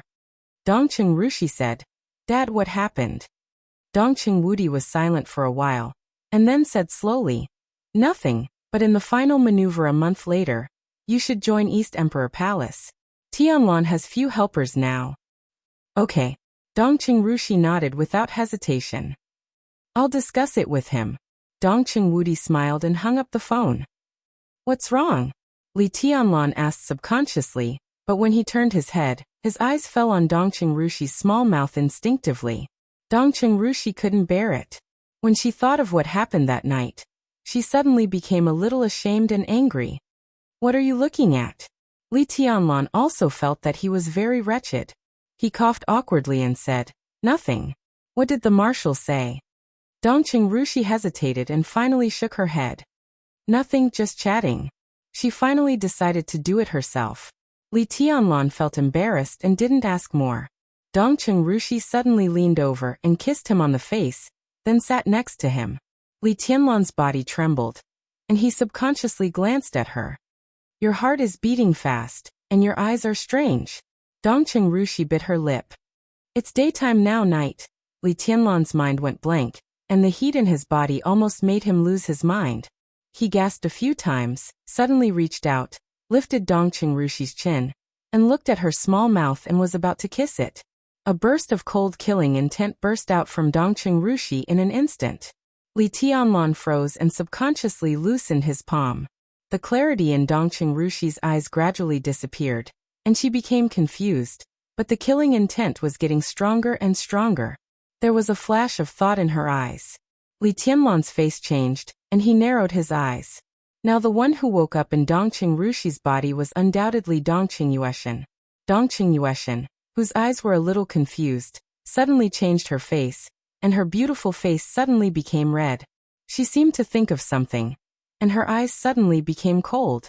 That night, which made Dongqing Rushi extremely ashamed and angry, was completely an unbearable humiliation for her. What made her especially unbearable was the end of that night. Whether it was intentional or not, Li Tianlan actually got it on her face. Dongqing Yueshan's eyes suddenly became incomparably cold. She stared at Li Tianlan, and her delicate body couldn't stop trembling. "You, how dare you blaspheme me?" She looked at Li Tianlan with a face full of disbelief. Blaspheme? Just one word was enough to show how arrogant Dongqing Yueshan was. "I'm just spoiling my fiancé." Chapter 308. At the beginning of July, it was raining heavily in Huating. The messy rain fell from early morning to evening, and it didn't stop at all. Instead, it got heavier and heavier. The banquet on the Huangpu River, known as the Summit of the Young Generation, was not cancelled. Jiang Shangyu, who had already arrived in Huating, reiterated the starting time of the banquet. Li Tianlan and Dongqing Yueshan set off an hour earlier, and were close to their destination when the banquet was about to begin. The gloomy sky gradually became dark in the pouring rain. The raindrops hit the car window, and the wipers danced lightly on the windshield, bringing with them patches of water. Dongqing Yueshan drove the car expressionlessly, looking straight ahead. When the two personalities alternated on her, if she didn't disguise herself, she would have two completely different temperaments. Dongqing Rushi was beautiful and innocent, well-behaved and elegant, silly and adorable, like a clear spring without impurities. It was crystal clear. Dongqing Yueshan never hid her indifference. It was a kind of indifference that rejected the whole world, with too many complicated melancholy and quietness. The same body, but the two personalities represented two completely different wills. "I remember when you were in Heaven Capital, you said that even when Rushi appeared, you could feel everything that happened outside." Li Tianlan sat in the passenger seat and suddenly said. After Dongqing Yueshan appeared in place of Dongqing Rushi, the two didn't fight in the council yard. On the contrary, Dongqing Yueshan seemed to swallow everything. Dongqing Qiuqi didn't go back last night. When the two were alone, they even slept in different rooms last night, not to mention any erotic contact. Li Tianlan could feel that Dongqing Yueshan seemed to be trying hard to suppress her emotions, but intentionally or unintentionally, she still clearly revealed her disgust for him. But she still didn't make a move. Li Tianlan knew it was not a good thing. When Dongqing Yueshan's attitude was so clear, she didn't make a move, which could only mean that she was still waiting for an opportunity. Just like the lovesickness under the thunder in Heaven Capital. "I'm meditating. Otherwise, how can our strength improve so fast? If not, how can you desecrate my body, you bastard? You actually got it on my face, you." Dongqing Yueshan's face turned red, and her black and white eyes stared at Li Tianlan fiercely.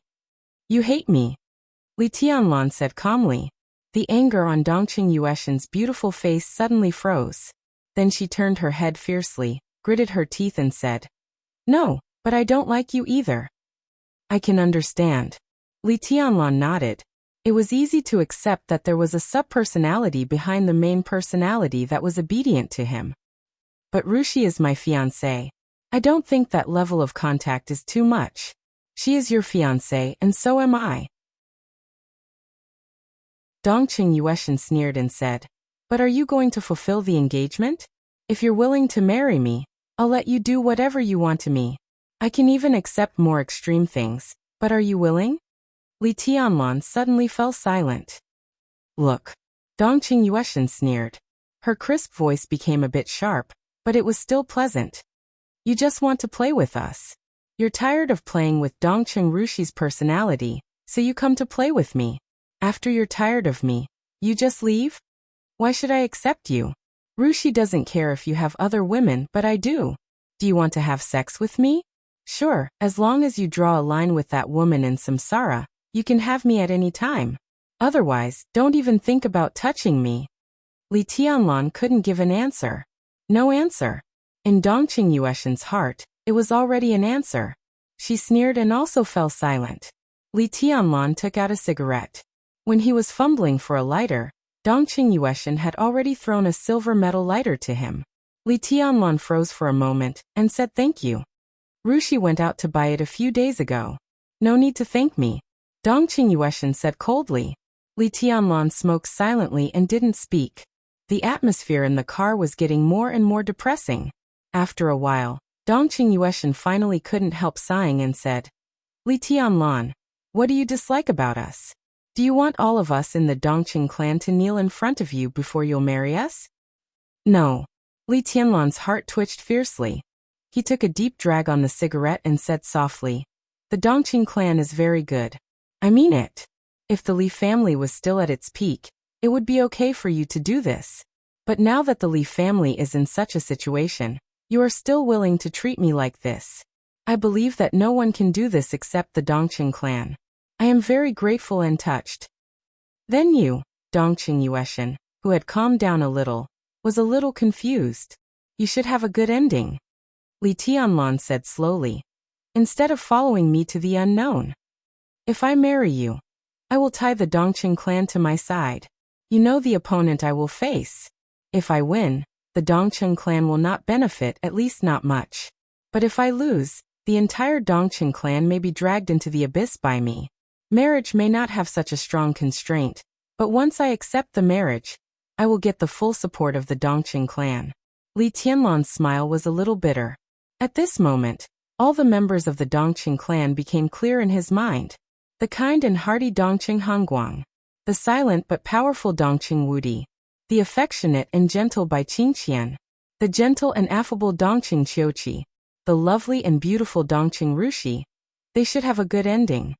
To be honest, I'm afraid that I can't afford such support. This kind of affection is too heavy, so heavy that I feel like a sinner. Li Tianlan took a deep drag on the cigarette and murmured again, "You should have a good ending." Dongqing Yueshan's fingers trembled quietly, and she suddenly grasped the steering wheel. Her face was a little pale, and her eyes looking at Li Tianlan were all complicated. "Is that why you won't marry us?" Dongqing Yueshan said softly. "There's another reason." Li Tianlan threw away the cigarette butt and looked at Dongqing Yueshan. His eyes were deep and distant. "In Heaven Capital, it was you most of the time, wasn't it?" He looked at Dongqing Yueshan's evasive eyes and said blandly, "That night, why did you want to kill me?" "I dare not accept the affection of the Dongqing clan. I can't marry you. I also can't marry a woman who wants to kill me at any time. I dare not marry you." Li Tianlan looked at Dongqing Yueshan, and his expression was very sincere.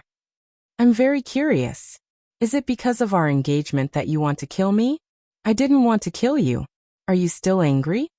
Dongqing Yueshan bit her lip and looked at Li Tianlan carefully. Her eyes were as clear as water. Li Tianlan's heart instantly sank. "Kiss me," Li Tianlan suddenly said. "Ah." Her face was red, and her eyes were bright, and she was a little happy. She slowed down the car, hesitated, and leaned over to kiss Li Tianlan gently on the face. "Are you done?" She looked at Li Tianlan and asked. "Yes." Li Tianlan took a deep look at her, and his smile was slightly bitter. He could be sure that at this moment, the person sitting next to him was Dongqing Rushi. Dongqing Yueshin's personality finally chose to escape. It was a stormy day. Jiang Shangyu calmly showed his privilege. The number 1 pier of Binshan Road was completely blocked, leaving only a special passage for people to enter. A 5-story white luxury cruise ship was quietly parked, and the cruise ship was brightly lit. When Li Tianlan and Dongqing Rushi entered the pier, there were still 10 minutes before the banquet officially began. There were already many figures moving back and forth on the top deck. The lights shone on the crowd, and it became extremely clear in Li Tianlan's sight. The heavy rain fell wildly from the sky. The space on the 5th floor was not blocked at all, but at this time, everywhere was dry, without a trace of moisture. This was the summit meeting of the young generation. Tonight, those who were perfunctory were at least young experts who had entered the fire-flaming realm. The heavy rain had completely evaporated before it fell.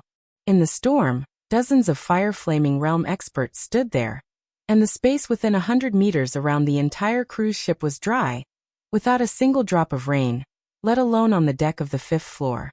Li Tianlan didn't see Jiang Shangyu. He didn't see Gu Hanshan, but he saw Wang Shengxiao. At this time, Wang Shengxiao was standing in front of the railing with Song Ci, chatting with several young experts around him. Song Ci, who was gorgeous and almost flamboyant, still looked pale, but she was extremely energetic. Li Tianlan's eyes suddenly froze. In an instant, Wang Shengxiao's eyes swept over. Li Tianlan, Wang Shengxiao, Song Ci, Dongqing Rushi. 4 pairs of eyes directly collided in the air. There seemed to be a strange and suffocating atmosphere spreading throughout the cruise ship. Li Tianlan looked at Wang Shengxiao calmly. Wang Shengxiao's cold eyes with killing intent gradually faded. Finally, he smiled brightly and waved at Li Tianlan. "Let's go." Li Tianlan boarded the cruise ship. Dongqing Rushi obediently took Li Tianlan's arm.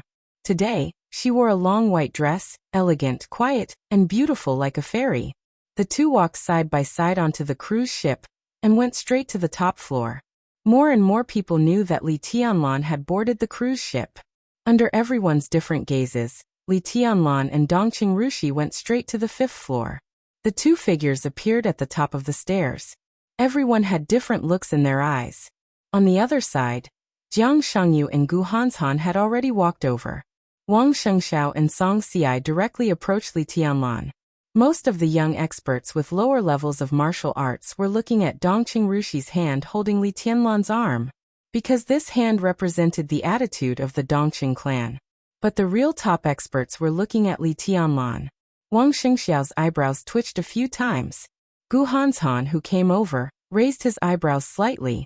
Jiang Shangyu's eyes became deeper and deeper. The sword strike that Li Tianlan hit Gu Yunxia hard. The battle between him and Song Ci had already become a video and spread all over Zhongzhou State. Several top young experts vaguely felt that there was something wrong with Li Tianlan in the battle state.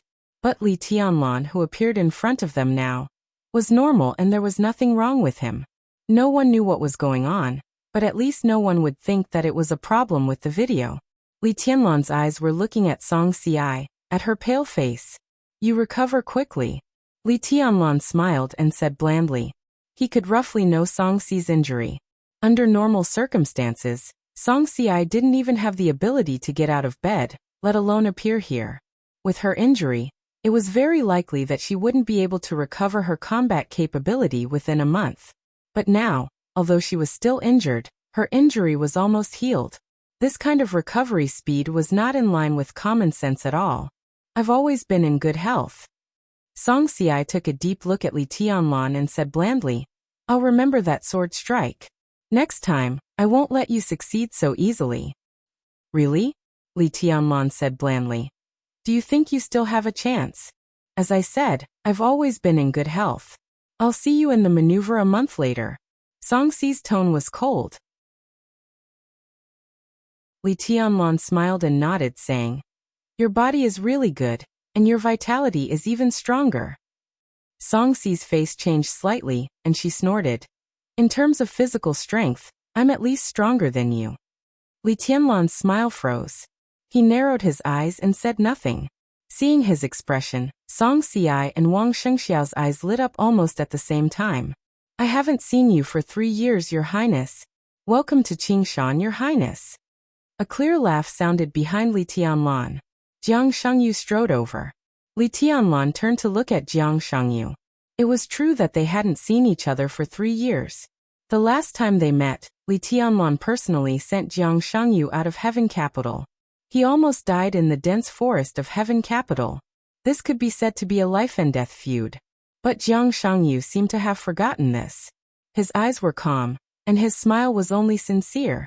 And he still called him Your Highness. Li Tianlan reached out and shook hands with him, saying with a chuckle, You seem to have had a good time these 3 years? Not bad, comfortable. I'm too far behind you, so I don't want to compete with you, Jiang Shangyu said with a smile.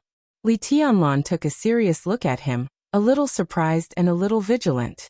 3 years ago, Jiang Shangyu was already at the peak of the fire-flaming realm, and even a half-step to the thunder-shocking realm. But today, 3 years later, Jiang Shangyu was still a half-step to the thunder-shocking realm.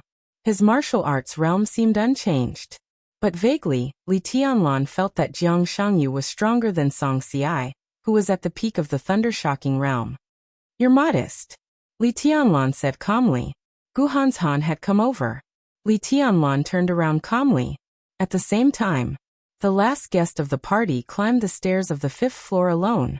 Li Tianlan suddenly froze. The last guest, who seemed to be looking for something on the cruise ship, also froze in place. She was wearing a red off-the-shoulder dress, which made her skin look even fairer and more tender. She was wearing a pair of strappy high heels, and her tall figure seemed to be prouder. Her neat and capable short hair, her beautiful face with some persistence and stubbornness. Li Tianlan's eyes drifted in a trance. Wang Yuetong. He didn't expect to see Wang Yuetong tonight.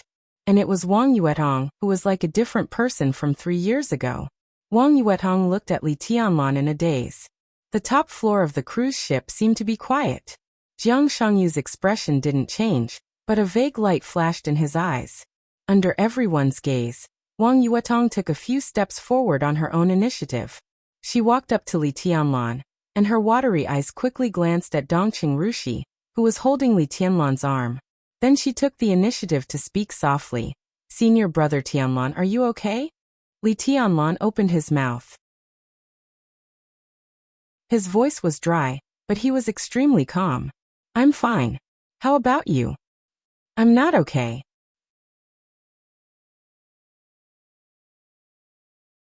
Chapter 309. Wang Yuetong's voice was low, but the sentence, I'm not good, was said clearly and straightforwardly. Everyone could feel the emotions in these 3 words. Not only was there grievance, but there was also the loss after the deep love and persistence. She lowered her head, but out of the corner of her eyes, she kept looking at Li Tianlan and Dongqing Rushi's intertwined arms. The light in Wang Yuetong's big eyes dimmed. Li Tianlan suddenly felt that his arm was a little hot. He subconsciously pulled his arm out of Dongqing Rushi's hand. This action was abrupt and stiff. Dongqing Rushi froze for a moment, and looked at Li Tianlan with her clear eyes. Her confused expression made one's heart ache. It seemed that she couldn't react at all. She still held Li Tianlan's arm. But Li Tianlan had already pulled his arm out. Dongqing Rushi blinked. She seemed to want to say something, but in the end, she just put down her hand silently. Wang Yuetong still kept her head down. Li Tianlan himself was also stunned. He looked at Wang Yuetong, who lowered her head, and then at Dongqing Rushi, who was a little confused. On their snow-white wrists, both of them wore the same exquisite lady's wristwatch. The only difference was the name engraved on the watch hand. At this moment, Li Tianlan suddenly hated himself very much. For the first time, he realized how indecisive he was when it came to relationships. He saw clearly the future of himself and the Wang family of Beihai, but he couldn't give up Wang Yuetong. He didn't want to owe the Dongqing clan too much, but he was reluctant to leave Dongqing Rushi. He had Qin Weibai, at least he used to have her, but he had been running away from the Samsara Palace. At this moment, what should have been 2 people's melancholy became 3 people's pain. Only then did Li Tianlan realize that he was such a jerk in love. His hand moved. I'm not good, Wang Yuetong repeated. Her voice was a little higher. Although she still kept her head down, she seemed to be a little more energetic. 3 years had passed. Separation is greater than reunion. Wang Yuetong never regretted meeting Li Tianlan, nor did she regret getting to know him. She loved him. However, during the 3 years when he was missing, Wang Yuetong, who had been clenching her teeth and persisting alone, was really tired. She hoped that Li Tianlan could say something. Even if it was just a word, a hug, or even just a touch of her head. Any small gesture would make her feel that her persistence was meaningful. More and more people were gathering around. Li Tianlan, Wang Shengxiao, Gu Hanshan, Jiang Shangyu, Song Xiai, Dongqing Rushi, Wang Yuetong. This was the true summit meeting of the younger generation. At this moment, the few of them were standing together, which meant that it was likely to be a grudge that would last for an entire generation. The atmosphere gradually became subtle. The storm ravaged the entire city. The neon lights in the distance shone on the surface of the water. The surging river twisted and blurred. The whole city was like an illusion. Only the cruise ship under his feet was incomparably real. Neither wind nor rain could invade it. It was like the only pure land. Dongqing Rushi bit her red lips. Although she was naive, she was not stupid. Standing beside Li Tianlan, she took a step back. No matter whether she felt wronged or resentful, she didn't want to embarrass him on such an occasion. A big, warm hand grasped her little hand. Li Tianlan breathed deeply. His expression gradually became cold and hard, becoming cold and cruel. He could feel the surging vitality in Wang Yuetong. It was hope and expectation, liveliness and longing. These emotions were too beautiful. Beautiful things would be broken. Just like what rose would eventually fall. Any beautiful future with too much fantasy and longing would eventually turn into despair. The Wang family of Beihai wanted to have a lasting legacy and be glorious for generations. Wang Yuetong wanted to stay with him forever. The corners of Li Tianlan's mouth trembled slightly, but he insisted on raising it. His movement was very light, but it seemed that he had used all his strength, so he looked extremely determined. Wang Yuetong's words still echoed in his ears.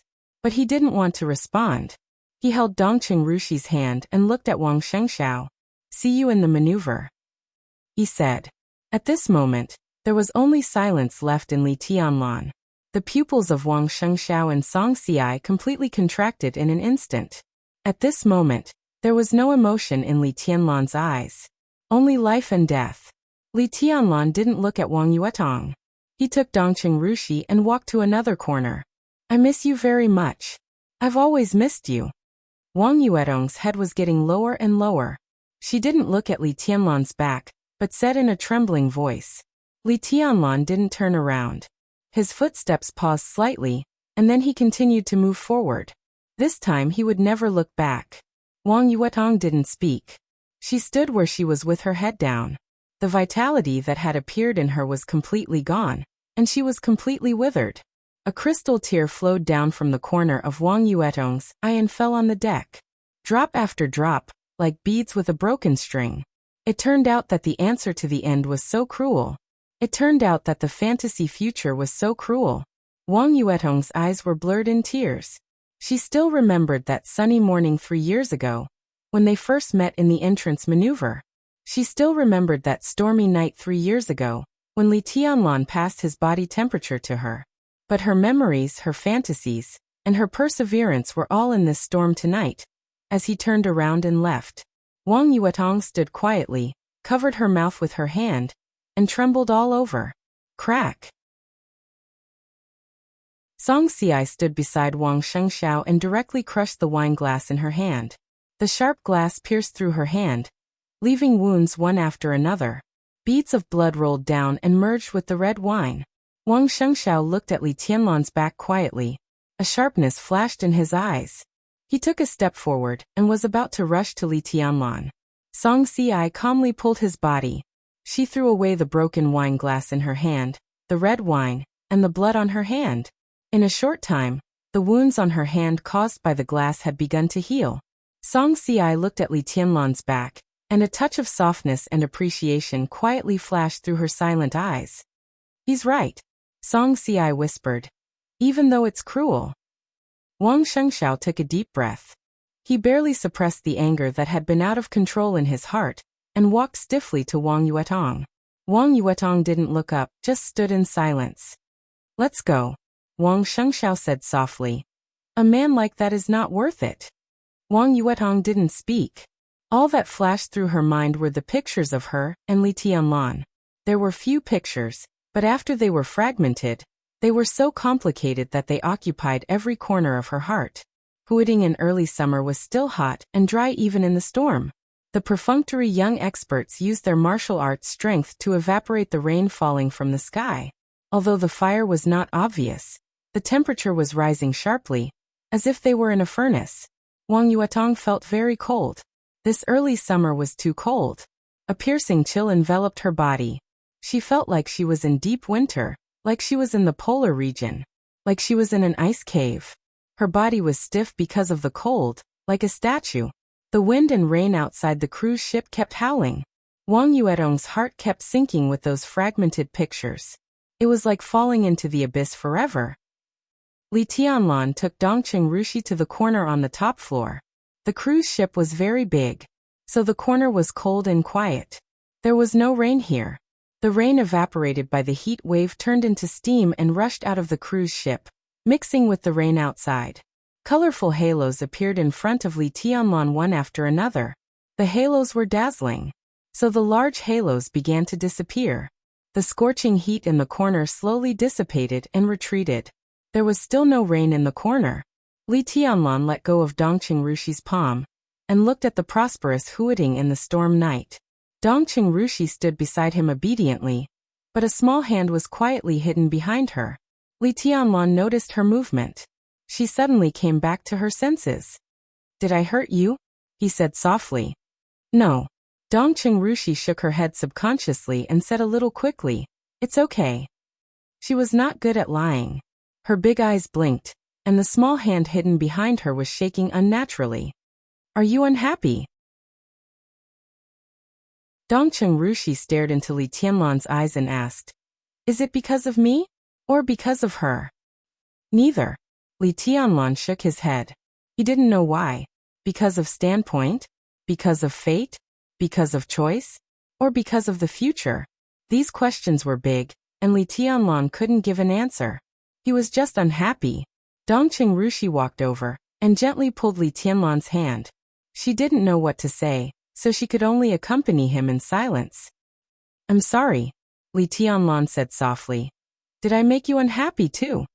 "No." Dongqing Rushi looked at Li Tianlan seriously. Her eyebrows and eyes were curved and she showed a faint smile. "I'm very happy when I'm with you." Li Tianlan looked at Dongqing Rushi. That elegant face was brimming with joy, pure and genuine. Li Tianlan suddenly took a step forward, held Dongqing Rushi in his arms, and kissed her red lips almost violently.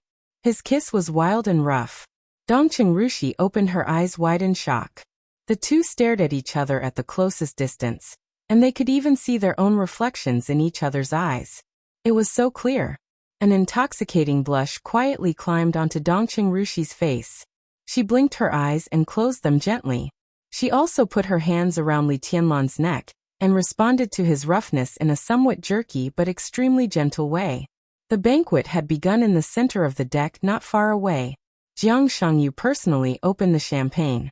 The air gradually filled with the aroma of barbecue. Wang Yuetong still stood where she was, lonely and desolate. A voice suddenly sounded behind Li Tianlan with a smile. "Yuetong is distracted by you, and junior sister Rushi is also so docile by your side. All the good cabbages have been taken by you. There are luxury suites downstairs. Do you need to arrange them for you?" Dongqing Rushi, who had been completely immersed in it, was shocked. She pushed Li Tianlan's chest with her small hand, and the two suddenly separated. Dongqing Rushi's little face was red. She used to be as beautiful as a fairy, but now she had a kind of soul-stirring beauty. She hid her face in Li Tianlan's arms and held his waist tightly, as if she didn't want to look outside. Li Tianlan looked at Jiang Shangyu, who walked to his side. He didn't call him "Your Highness" this time, but the natural joking tone very casually narrowed the distance between them. Li Tianlan put his arms around Dongqing Rushi, looked at Jiang Shangyu, who almost died in his hands 3 years ago, and said indifferently, "Are you envious?" "Envious, but not jealous," Jiang Shangyu said with a smile. "If it's not mine, I don't want it. If it's mine, no one can take it away." Li Tianlan raised his eyebrows, only feeling that there was a hidden meaning in his words.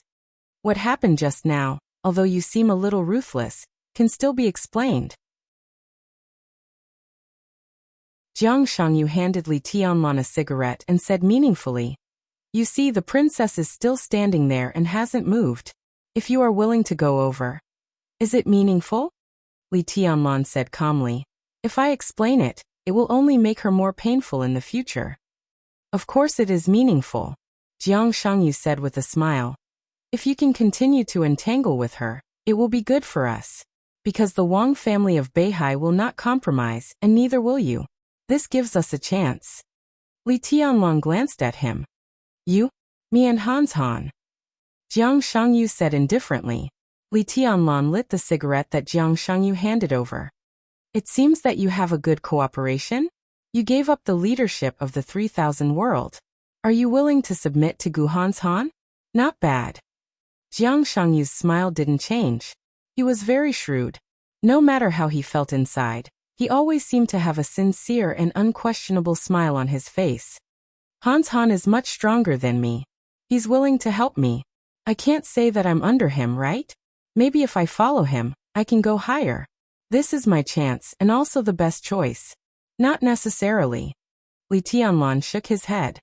"The higher you climb, the harder you fall. When you really climb to a height close to the peak, Gu Hans Han personally pushes you down. Have you ever thought about that feeling?" "Never thought about it," Jiang Shangyu said with a calm smile. "I will be his most important helper, who will be willing to cut off his own arm." "What if there is a reason to do so?" Li Tianlan sneered. "For example, he knows that you have been hiding the Heavenly King heart. What do you think he will choose?" Jiang Shangyu suddenly shook, and the cigarette in his hand burned into ashes in an instant. He raised his head hard and looked at Li Tianlan in disbelief. Until this moment he really felt shock and fear. Heavenly King heart. This was his biggest secret. Only he and his father Jiang Shan knew it. How did Li Tianlan know about this? "You," Jiang Shangyu opened his mouth, and a trace of cold killing intent suddenly flashed in his eyes. Li Tianlan looked at him quietly.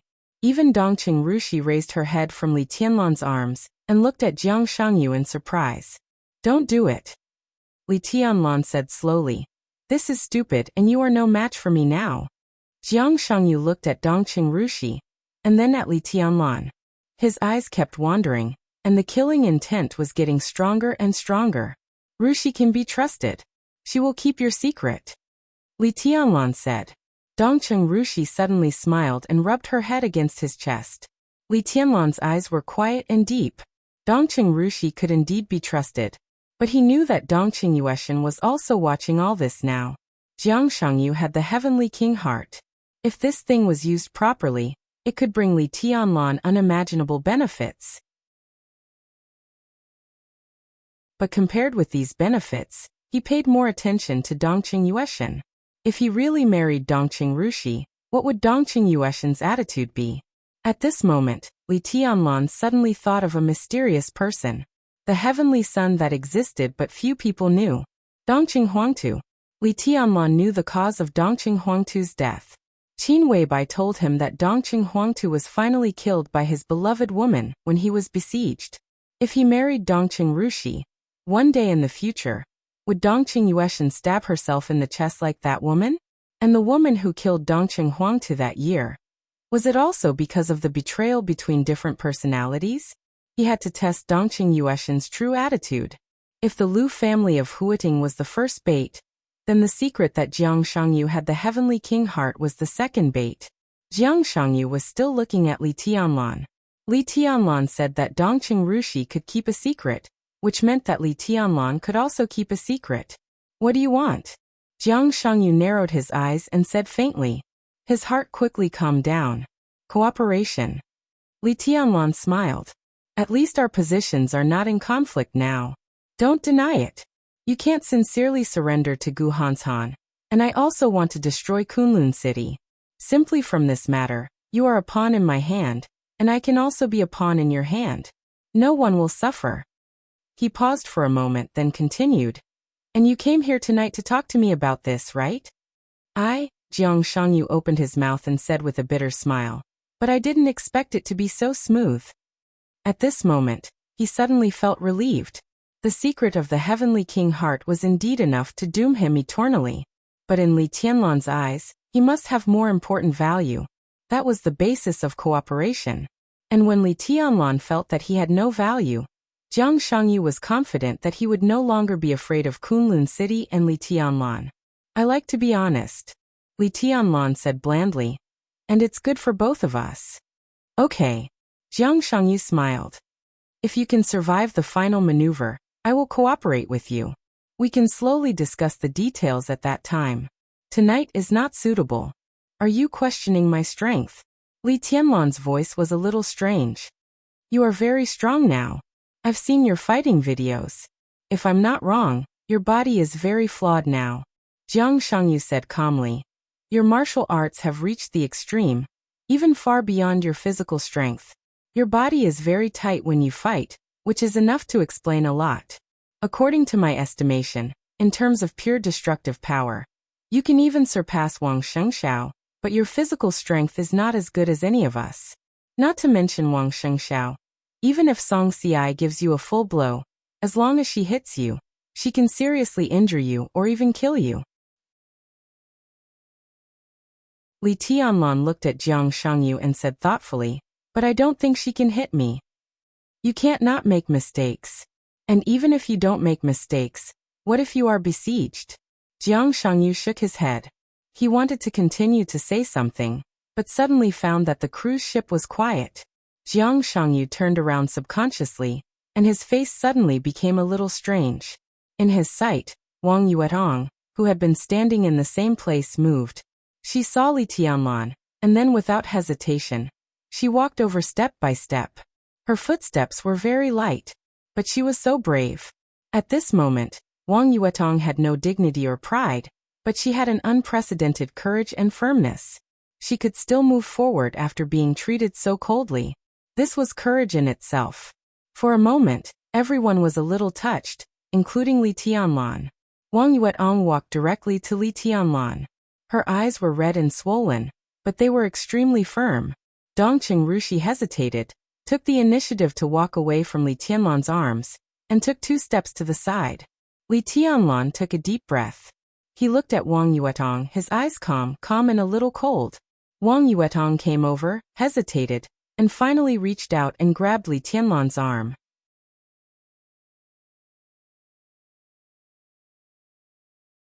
Chapter 310. Most people were looking at Wang Yuetong, and a few people were still paying attention to Wang Shengxiao. No one knew how powerful the Wang family of Beihai was.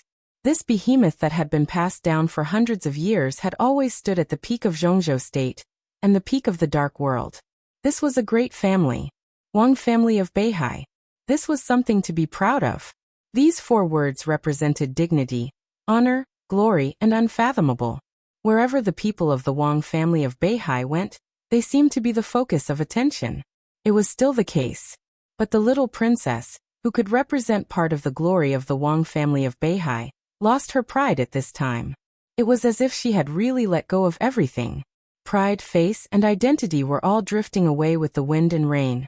That was why her figure was so delicate, so petty. Being humble is also a kind of courage. His bravery moved people. Everyone watching this scene had a complicated look in their eyes. Wang Shengxiao suddenly felt very distressed. Perhaps he was a little embarrassed, but more than that he felt heartache. After all, this lowly and careful figure was his biological sister. Wang Shengxiao puts down his glass. Under countless gazes, he instinctively took a step forward. Jiang Shangyu, who was sitting next to Li Tianlan but was observing the whole scene, had a flash of light in his eyes. Have you thought it through?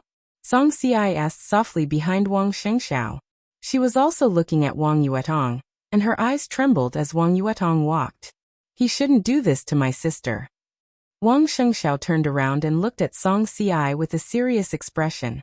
That was the seriousness of not hesitating to fight. Then how should he treat Yuetong? Song Si asked straightforwardly.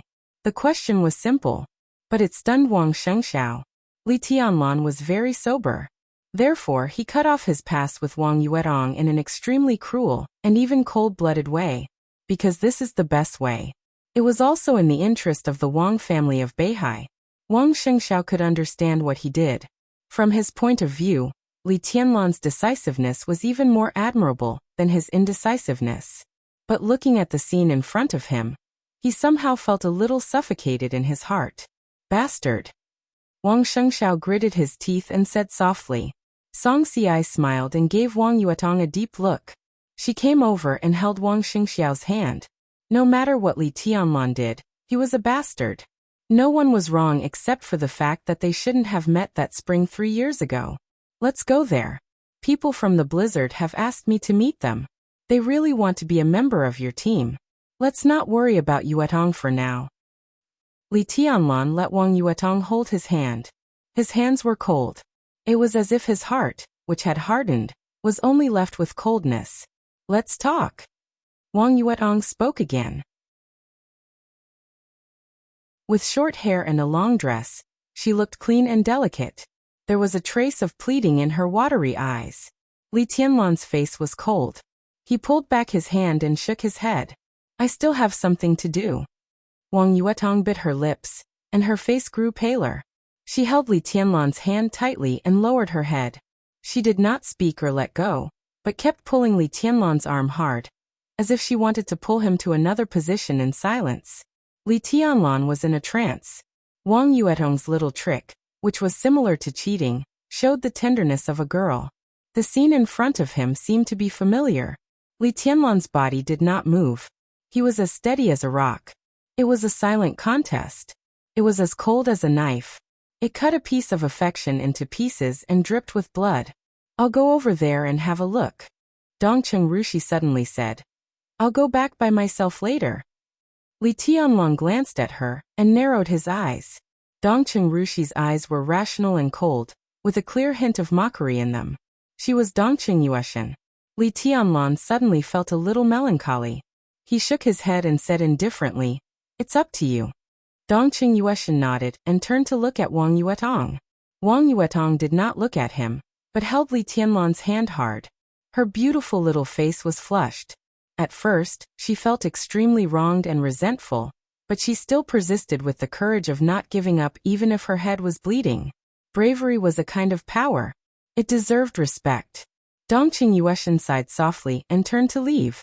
Wang Yuetong quietly let go. She looked at Jiang Shangyu. Go away. Wang Yuetong suddenly said. Jiang Shangyu was a little stunned. He did not want to go away. He had not told Li Tianlan a lot of things, but Jiang Shangyu shrugged, stood up with a wry smile, and left the corner. He walked for a distance, then turned around and looked back. In the dark and cold corner, Wang Yuetong still stood there, holding Li Tianlan's hand. Her long skirt gently rose on the deck, looking pitiful. The corner of Jiang Shangyu's mouth twitched. His father, Jiang Shan, personally contacted the Wang family of Beihai in order to let him marry Wang Yuetong. Jiang Shangyu had no objection. But unfortunately, Wang Yuetong still insisted when the Wang family of Beihai agreed, or at least acquiesced. Jiang Shangyu had pursued her for more than a year. In his eyes, Wang Yuetong seemed to always be indifferent, reserved, polite, but with indifference that kept people 1,000 miles away, beautiful and noble. But now, the woman he wanted to marry stood in front of Li Tianlan pitifully, and let go of everything just to talk to him. Jiang Shangyu did not fall in love with Wang Yuetong, but he felt a little uncomfortable in his heart for no reason. He showed a very sincere smile, but kept asking himself a question in his heart. Why? If you have something to say it here. Li Tianlan looked at Wang Yuetong, who was still stubborn and silent, and took the initiative to speak. Wang Yuetong's body stiffened, and she gradually relaxed the strength in her hand. You. Wang Yuetong hesitated and whispered, Senior brother, don't you want me any more? Li Tianlan looked at Wang Yuetong quietly. His tone was calm, and without any emotion. I can't afford it. He looked at the hand held by Wang Yuetong, sighed softly, and said calmly, Let go. Does it make sense to do this? Wang Yuetong did not cry. She just held Li Tianlan's hand tightly and kept shaking her head. Why? Why? Li Tianlan had a lot of explanations. Perhaps, as Jiang Shangyu said, he could explain this kind of thing. But what was the point? Explanation and decision were two completely different things. Li Tianlan's face twisted. At this moment, every picture he had with Wang Yuetong flashed in his mind. He had thought the memory was vague, but now he found it so clear. But what was the point? He kept exerting force in his palm, trying to pull his hand back, and his tone became completely cold. There is no reason. I don't like you. It's as simple as that. Yuetong, don't forget your identity.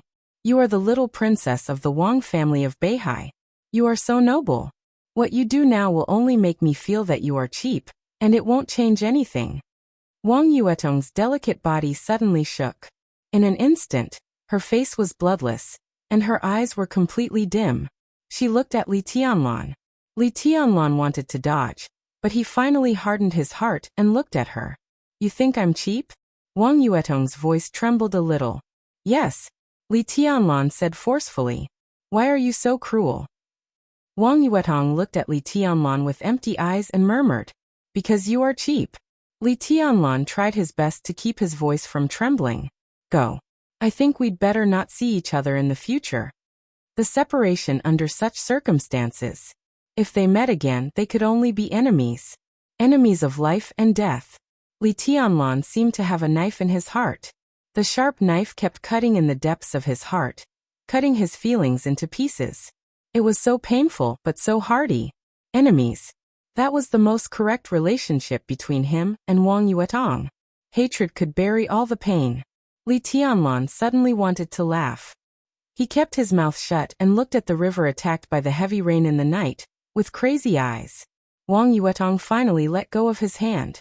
At that moment, Li Tianlan clenched his fists tightly. It directly pierced his palm, and blood dripped. Is this what you want? Wang Yuetong asked calmly. She was no longer crying or trembling. It seemed that in a very short time, she had put away all her weakness. Yes. Li Tianlan said lightly. I waited for you for 3 years. Wang Yuetong laughed at herself. My father always wanted me to marry someone else. He introduced me to a lot of people, including young people in the Wang family of Beihai and people outside Beihai province. She looked at Li Tianlan, and the emotion in her eyes was so strong. It was almost paranoid love, but also like completely crazy hatred. That kind of emotion flashed in her eyes. The boundary was extremely blurred. Do you know what I said when my father introduced me to a boyfriend for the first time? Wang Yuetong looked at Li Tianlan and asked. Li Tianlan just looked at the Huangpu River in the night, lost in thought, and said nothing. I said, I have eaten at your place, so I can't say that I love you to other men. And I can't say that I want to. I want to be shameless. Wang Yuetong said softly. She smiled beautifully and absent-mindedly. At that time, I always thought that you were my man, so I would persist. No matter what happened, I thought you would persist. Her voice gradually deepened, and the adoration in her eyes gradually deepened, turning into the most negative hatred. But I didn't expect that I would get such a result after 3 years of persistence. Li Tianlan, are you fair to me by being so cruel? At least you waited for the result. Li Tianlan's voice was cold. But this is not the result I want. Wang Yuetong said coldly. This is what you want. Li Tianlan smiled, a little self-deprecating, but he did not speak. This was not the result they wanted. But this was the best result. Li Tianlan had to bear the Li family's past. If he could not let go of the Li family's responsibility, he could not give Wang Yuetong the future she wanted. Wang Yuetong was the little princess of the Wang family of Beihai. Ever since she was young, she had lived a life of luxury and was doted on by everyone. She had no responsibilities, no pressure. She was high and mighty. She was reserved and proud. She already had too much, so she was qualified to dream about her future and her life. Her life was too sweet and perfect. But life was bitter. Li Tianlan's life was even more bitter. His future was blood and bones, conspiracies and betrayals, wars and compromises, glory and death, hatred and resentment. On the opposite side of his future, the Wang family of Beihai might be the most important role. The future had been determined. What was the point of being entangled today? Li Tianlan could not say that it was all for Wang Yuetong's good. He was too ashamed to say that he was just sure that tonight's result was the best. Because if one day they were really enemies in the future, at least they would not have more pain and fetters. He stood up. Wang Yuetong subconsciously reached out her hand and grabbed him again. "Walk with me," Wang Yuetong said suddenly. Her voice was completely calm.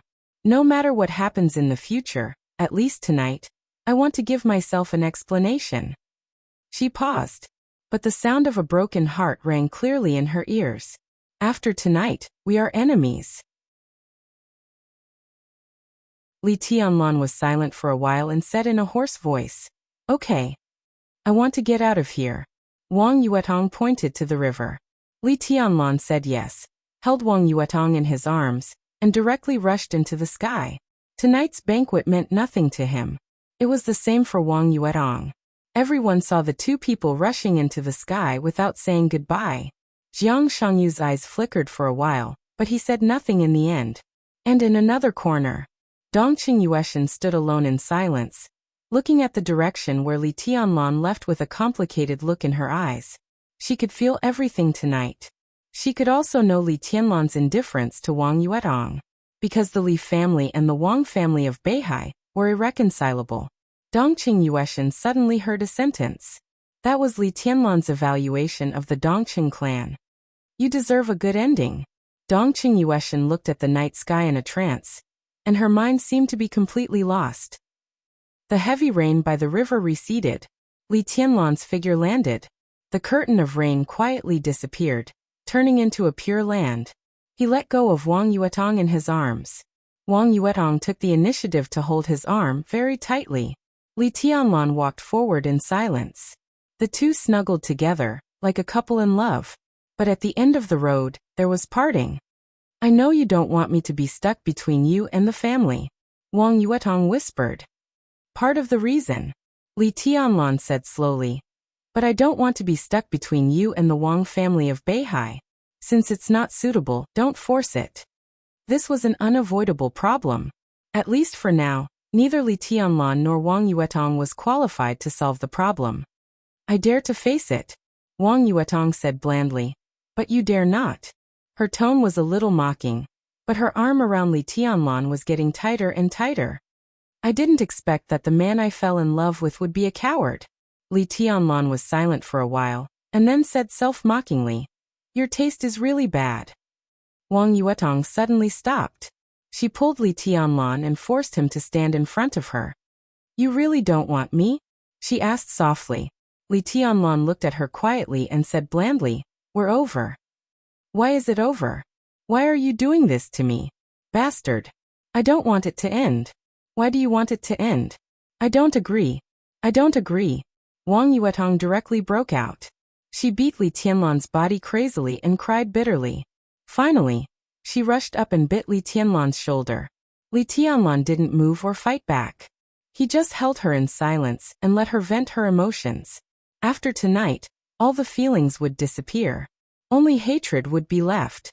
Wang Yuetong cried for a long time before she calmed down. "From tomorrow on, we're enemies." She held Li Tianlan and whispered, "If you can't kill me sooner or later, I'll kill you with my own hands. Li Tianlan, I hate you."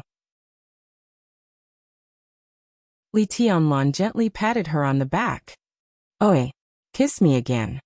Wang Yuetong raised her head in Li Tianlan's arms. She closed her eyes and whispered, "From now on, we don't owe each other anything." Li Tianlan looked at her quietly. Wang Yuetong was very close to him, but so far away. He suddenly lowered his head and kissed her. Wang Yuetong put her arms around Li Tianlan's neck. Her movements were very serious, very jerky, and very wild.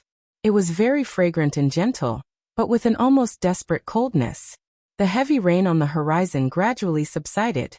It was a long, long time. The two separated in silence. Wang Yuetong's body trembled slightly, and her cheeks were fiery red. She looked at Li Tianlan. The man she really fell in love with. Give up. Easier said than done. She still wanted to try again, for the last time, even if it was a greater humiliation. So she clung to Li Tianlan tightly, and said the most shameless words for the first time in her life. Her voice was very low and light, like the rainstorm that gradually stopped, fresh and misty. It's already very wet.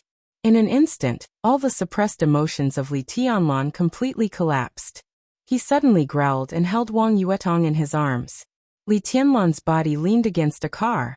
He tore open the locked door in a frenzy and got directly into the car. A leather shoe was thrown directly out of the car.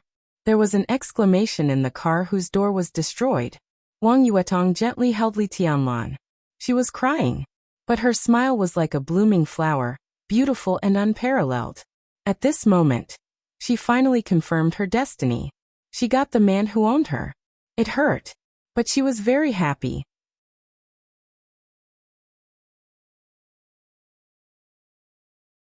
Chapter 311. The rain stopped.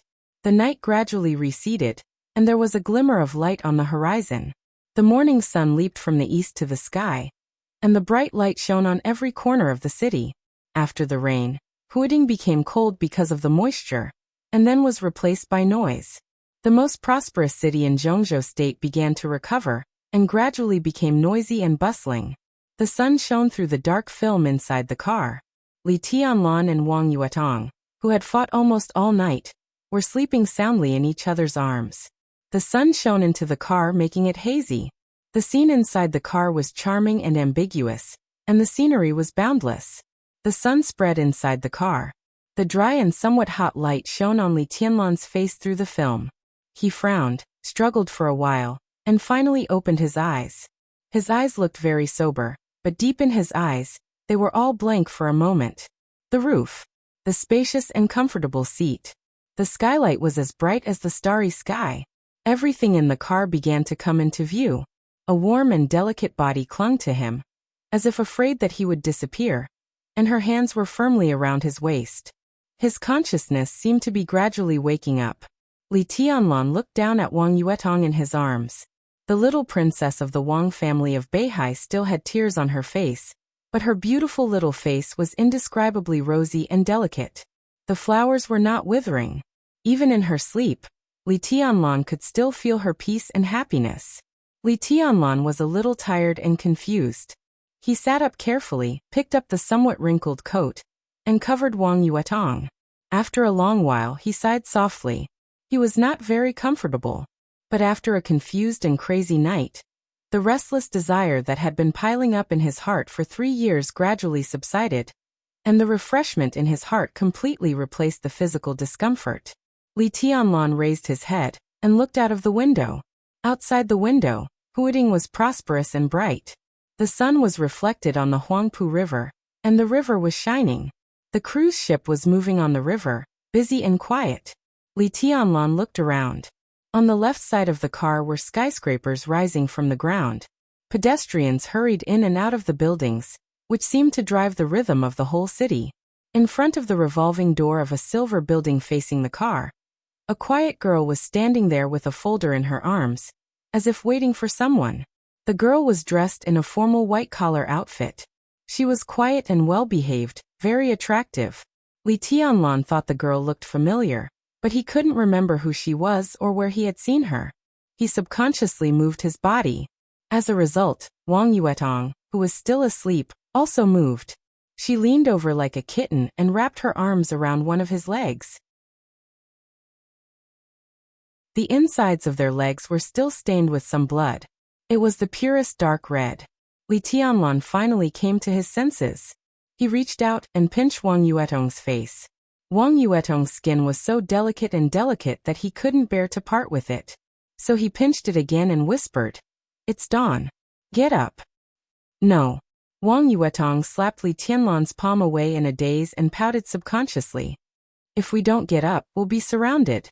We're on the street now." Li Tianlan laughed. Last night's indifference and cruelty seemed to be gone with the storm, and his voice was very gentle. At such a close distance, he could clearly feel Wang Yuetong's body temperature. The warm touch kept repeating a fact. The little princess in front of him had changed from a girl to a woman, and she was a woman who completely belonged to him. She belonged to him. Wang Yuetong's eyelashes trembled slightly, and her charming eyes opened reluctantly. In the quiet carriage, the two looked at each other in silence. Wang Yuetong's eyes became sober, then became aggrieved, and finally turned into bitterness. "Senior brother," she called softly. "Get up first. I'll take you to eat something," Li Tianlan said softly. Wang Yuetong's face turned red. She moved her slender legs and suddenly snorted. Her ruddy face instantly turned pale. Li Tianlan subconsciously wanted to ask, but then he seemed to realize something and turned his head away awkwardly. "It hurts. You pervert, are you trying to kill me?" Wang Yuetong, who was pale, pursed her lips and hammered Li Tianlan. Li Tianlan was even more embarrassed. Last night's lively night was still vivid in his mind. Li Tianlan's madness surprised himself. He was like a beast tearing the prey under him unscrupulously. Wang Yuetong went from obedience to resistance, and then to resistance, but Li Tianlan's rude attitude did not change at all. He subconsciously looked at Wang Yuetong. Wang Yuetong's snow-white skin already had small bruises. Li Tianlan was a little embarrassed. After a long silence, he forced out a sentence. "It won't be like this in the future." "In the future?" A smile gradually appeared on Wang Yuetong's pale face. Her delicate eyebrows and small nose wrinkled, and she said fiercely, "There is no future. We are enemies in the future." She approached Li Tianlan with a snort and said lazily, "I'll kill you sooner or later." "In the future, you will be my woman," Li Tianlan said. His voice was calm and firm, as if he was making a declaration after careful consideration. Wang Yuetong slightly raised her eyebrows, and suddenly there was a kind of indescribable charm and naivety in her. This was a soul-stirring charm that only belonged to Li Tianlan. Li Tianlan gently held her in his arms. Wang Yuetong's body stiffened, and then she gently leaned on Li Tianlan, muttering to herself, "Tianlan, don't you think you are too domineering? When you don't want me, it's useless for me to beg you. Now you want me, but it's also useless for me to say anything. Why? It's my fault." Li Tianlan held her and gently kissed her ear. "Then you apologize to me." Wang Yuetong looked proud. "I'm sorry." Li Tianlan's attitude was extremely sincere. Wang Yuetong giggled and moved her body, immediately affecting the most tender part. She gently took a breath and rolled her eyes at Li Tianlan. Li Tianlan smiled gently and calmly. Wang Yuetong buried her small head in Li Tianlan's neck, rubbed her forehead against his chin and whispered, "I really don't want to talk to you. I've waited for you for 3 years, and you treat me like this. Last night, I said those shameless words. I've decided that if you still refused me last night, I would definitely kill you, and then I would die with you." Li Tianlan stroked her short hair and didn't say anything. "Don't call me cheap in the future. I don't like it," Wang Yuetong whispered. "I won't." "Well, you have to spoil me in the future, and you must be good to me." "Okay. And okay." Li Tianlan quietly listened to Wang Yuetong chattering in his arms. It seemed that in one night, the old Wang Yuetong had come back. The former charm appeared completely on her. Her eyebrows and eyes were curved, and her voice was getting more and more cheerful. Li Tianlan had stopped thinking about what would happen to the Wang family of Beihai.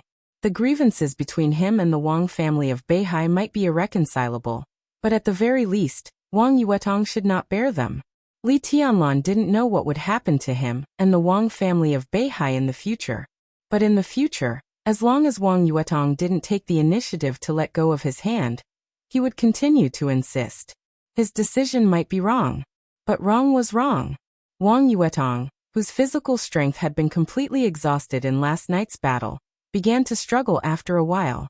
She kissed Li Tianlan on the face and said in a daze, "Tianlan, I'm so sleepy. Let's go get a room and let me sleep for a while." As she spoke, her hand began to fumble on the seat, and she muttered to herself, "Where is the key?" "Is it in?" Li Tianlan said casually, but halfway through, he suddenly felt that something was wrong. Wang Yuetong also realized something. The two of them looked at each other, and found that this was not their car at all. They didn't drive at all. "This is..." Wang Yuetong finally recovered from her trance, resentment and joy. She felt that the car she was in was extremely spacious and luxurious. She looked at the car carefully and even touched the seat under her. Her face suddenly changed. Land Palace. Wang Yuetong's voice was full of disbelief. What is it? Li Tianlan said casually. This car doesn't seem to be ours. I broke the door. Why don't we wait for the owner to come and buy one for him? Wang Yuetong's voice was strange and complicated. She stared at the car blankly and said with a sad face, Tianlan, we can't afford it. She was telling the truth. This Rolls-Royce, known as the Land Palace, was a custom-made model and the only one in the world. They couldn't afford to pay for the shell, not to mention the purely handmade interior. The Land Palace was known as the safest car in the world. Its body was not all aluminum, but made of an extremely rare alloy. The market price of this alloy was dozens of times higher than gold, and it was priceless. Li Tianlan couldn't afford to pay for the door, which weighed more than 100 kilograms, not to mention the whole car.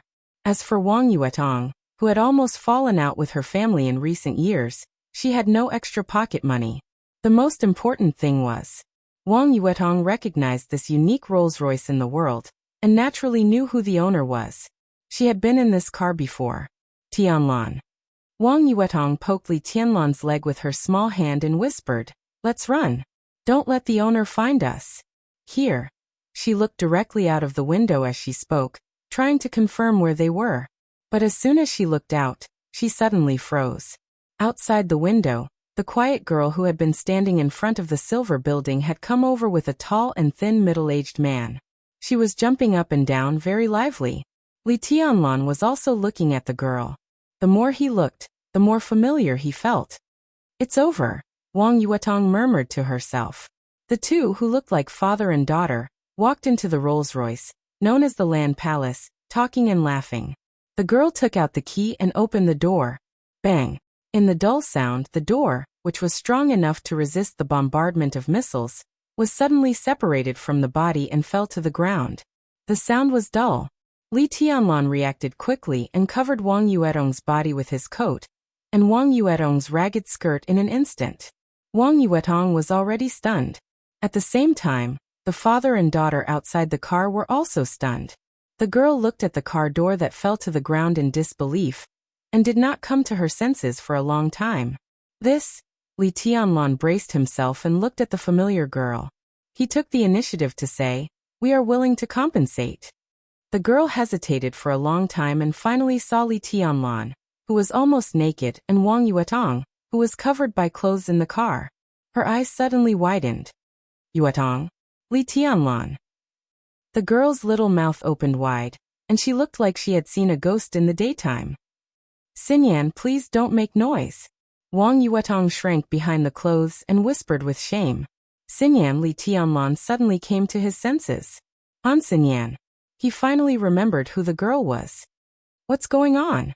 The middle-aged man standing behind Han Xinyan asked. They, Han Xinyan stammered. Dad, it's Yuetong and Li Tianlan inside. They are my friends. It's them.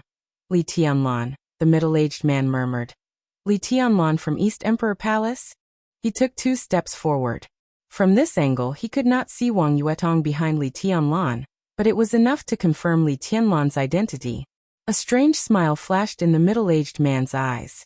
He looked at Li Tianlan and said meaningfully, Young man, I think we can have a good talk.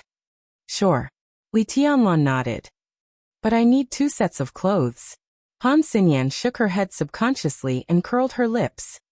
It's okay to have car sex, but you even want to smash other people's cars? You've gone too far. You're tuning in to the Echoes of the Heart YouTube channel. Don't forget to subscribe and join us on this journey to catch the most captivating stories.